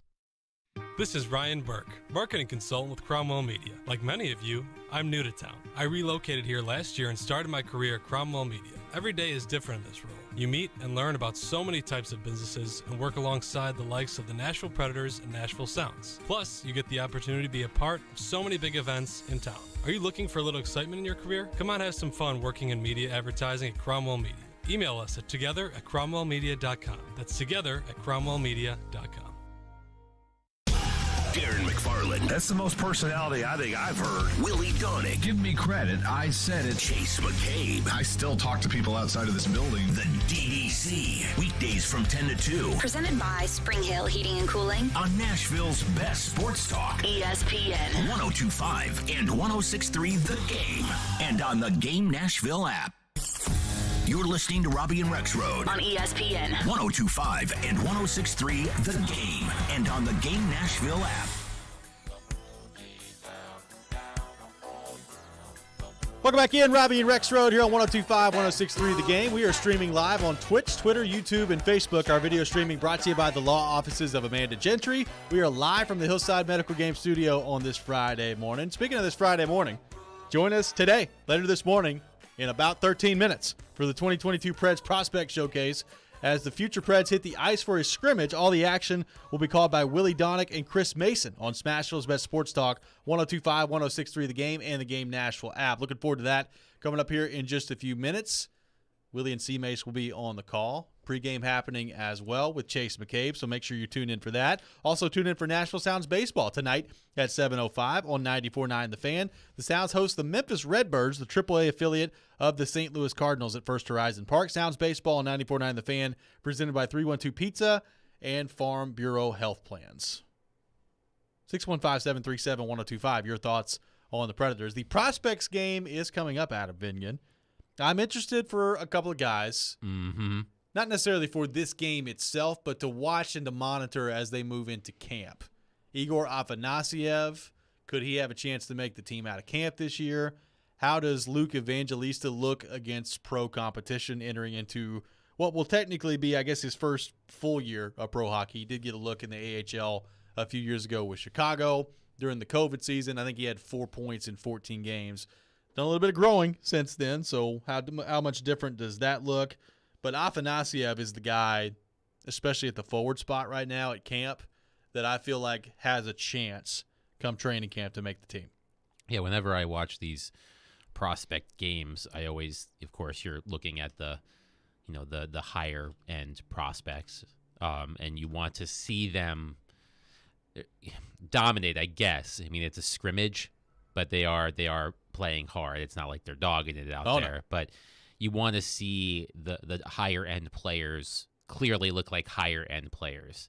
You want to see Luke Evangelista or Igor Afanasyev or Zachary LaRue. You want to see them look like, players that can make an impact on the actual Predators in the years to come. So that's what I always keep my eye on. You want to look. You it's hockey in the summertime. That's always fun, and it's a great way to stay cool in this terrible weather. Come on. It's awful. But I tend to look at, okay, does Luke Evangelista look like he's head and shoulders above the other players on the ice, which talent-wise he should be. But what does it look like in an actual game? Yeah, I think that's really important to look at. Obviously, Joachim Kimmel going to be out there today in the game as well. And then there's Askarov as well. Like, it would be cool today to see Askarov put on a show. Like, obviously, there's a ton of hype around this guy, and he's still very, very young. So I still think he's a couple of years away, probably at least, from the NHL. But it'd be nice to see kind of what that talent looks like and him to put that on display in this game. Like, you look at this pipeline, and it wasn't that long ago, Adam, that Corey Pronman was writing pieces about this. We talked about this on several shows that you and I have done about how the prospect pool wasn't very good. There just wasn't a whole lot of depth and wasn't a whole lot of high-end talent. They've gotten better from a depth perspective. Like, they've done, I think, a decent job of restocking the cupboard in their prospect pool over the last few years. But the question still remains of, like, who are those guys that can step in and, once they're NHL ready, make big impacts on your NHL team? And maybe we begin to find out the answers to some of those questions over the next few months as they show up in a training camp. Yeah, and that'll be good to see, because when you think about, the higher end players, higher end draft picks that have made impacts on this team in the past couple of years, there really hasn't been that many. And to be fair, there was a period of time where the Predators were trying to win, and they traded prospects and they traded first-round draft picks, so they weren't getting those types of players. But we look at some of the players that have been drafted in the past 5 or 6 years. I mean, we talked about Dante Fabro. Yep. He's been, hit or miss at times. We've talked about Eeli Tolvanen, same thing. We like what we've seen from Philip Tomasino, but the jury's still out. So you'd like to see some of these players coming up, make that impact, because the one thing that we always say is that the one thing this team is clearly missing, particularly at forward, is that young entry-level player who can, change the fortunes of a team. And oftentimes you need to be really bad to get those players, but teams have proven that you don't have to be picking at the top of the draft to find them. So, the Predators need to hope that one of these players upcoming can be that guy for them. I've watched a lot of these prospect games over the years. It's always interesting because there have been some of the higher-level draft picks that we've talked about that have really stood out, and some of them haven't. Like, I remember, I think it was Kevin Fiala in one of these. Like, you could just see, like, the talent was pretty evident. I also remember watching these games sometimes with Tolvanen in them and thinking to myself, was that it? Yeah. From Eeli Tolvanen? Like, obviously he would get shots off, and when he would shoot the puck, you're like, okay. I mean, that's a NHL quality shot. But just in terms of kind of dominating the play and dominating possession, it's been hit or miss with some of these prospects. Now, having said that, like if Luke Evangelista goes out there today and just lights it up, that doesn't mean that he's all of a sudden going to, just turn into some super.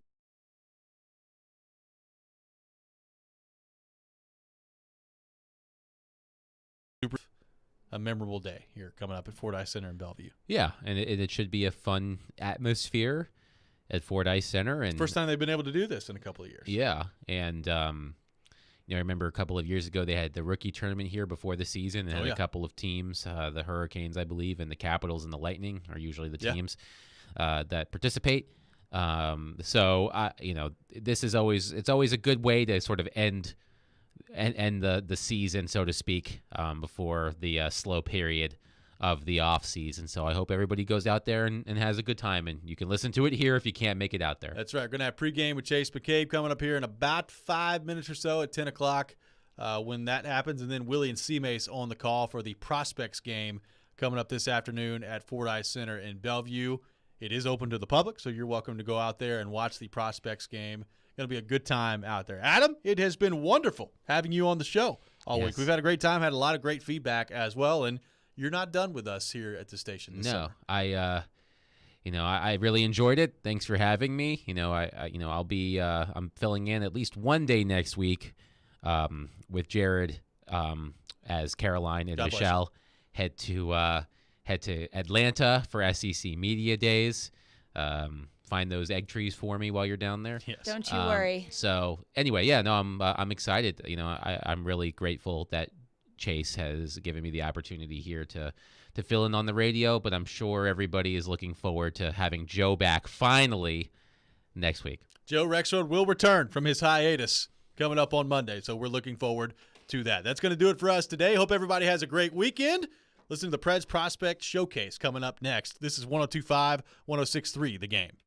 You love the game. Duchesne scores! Titans touchdown! We live the game. He's more of a physical receiver. Are you looking for him? Is he making plays? We are. Terang, it's a high fly ball. The leading receiver. Awesome game set. Checker flag in the air.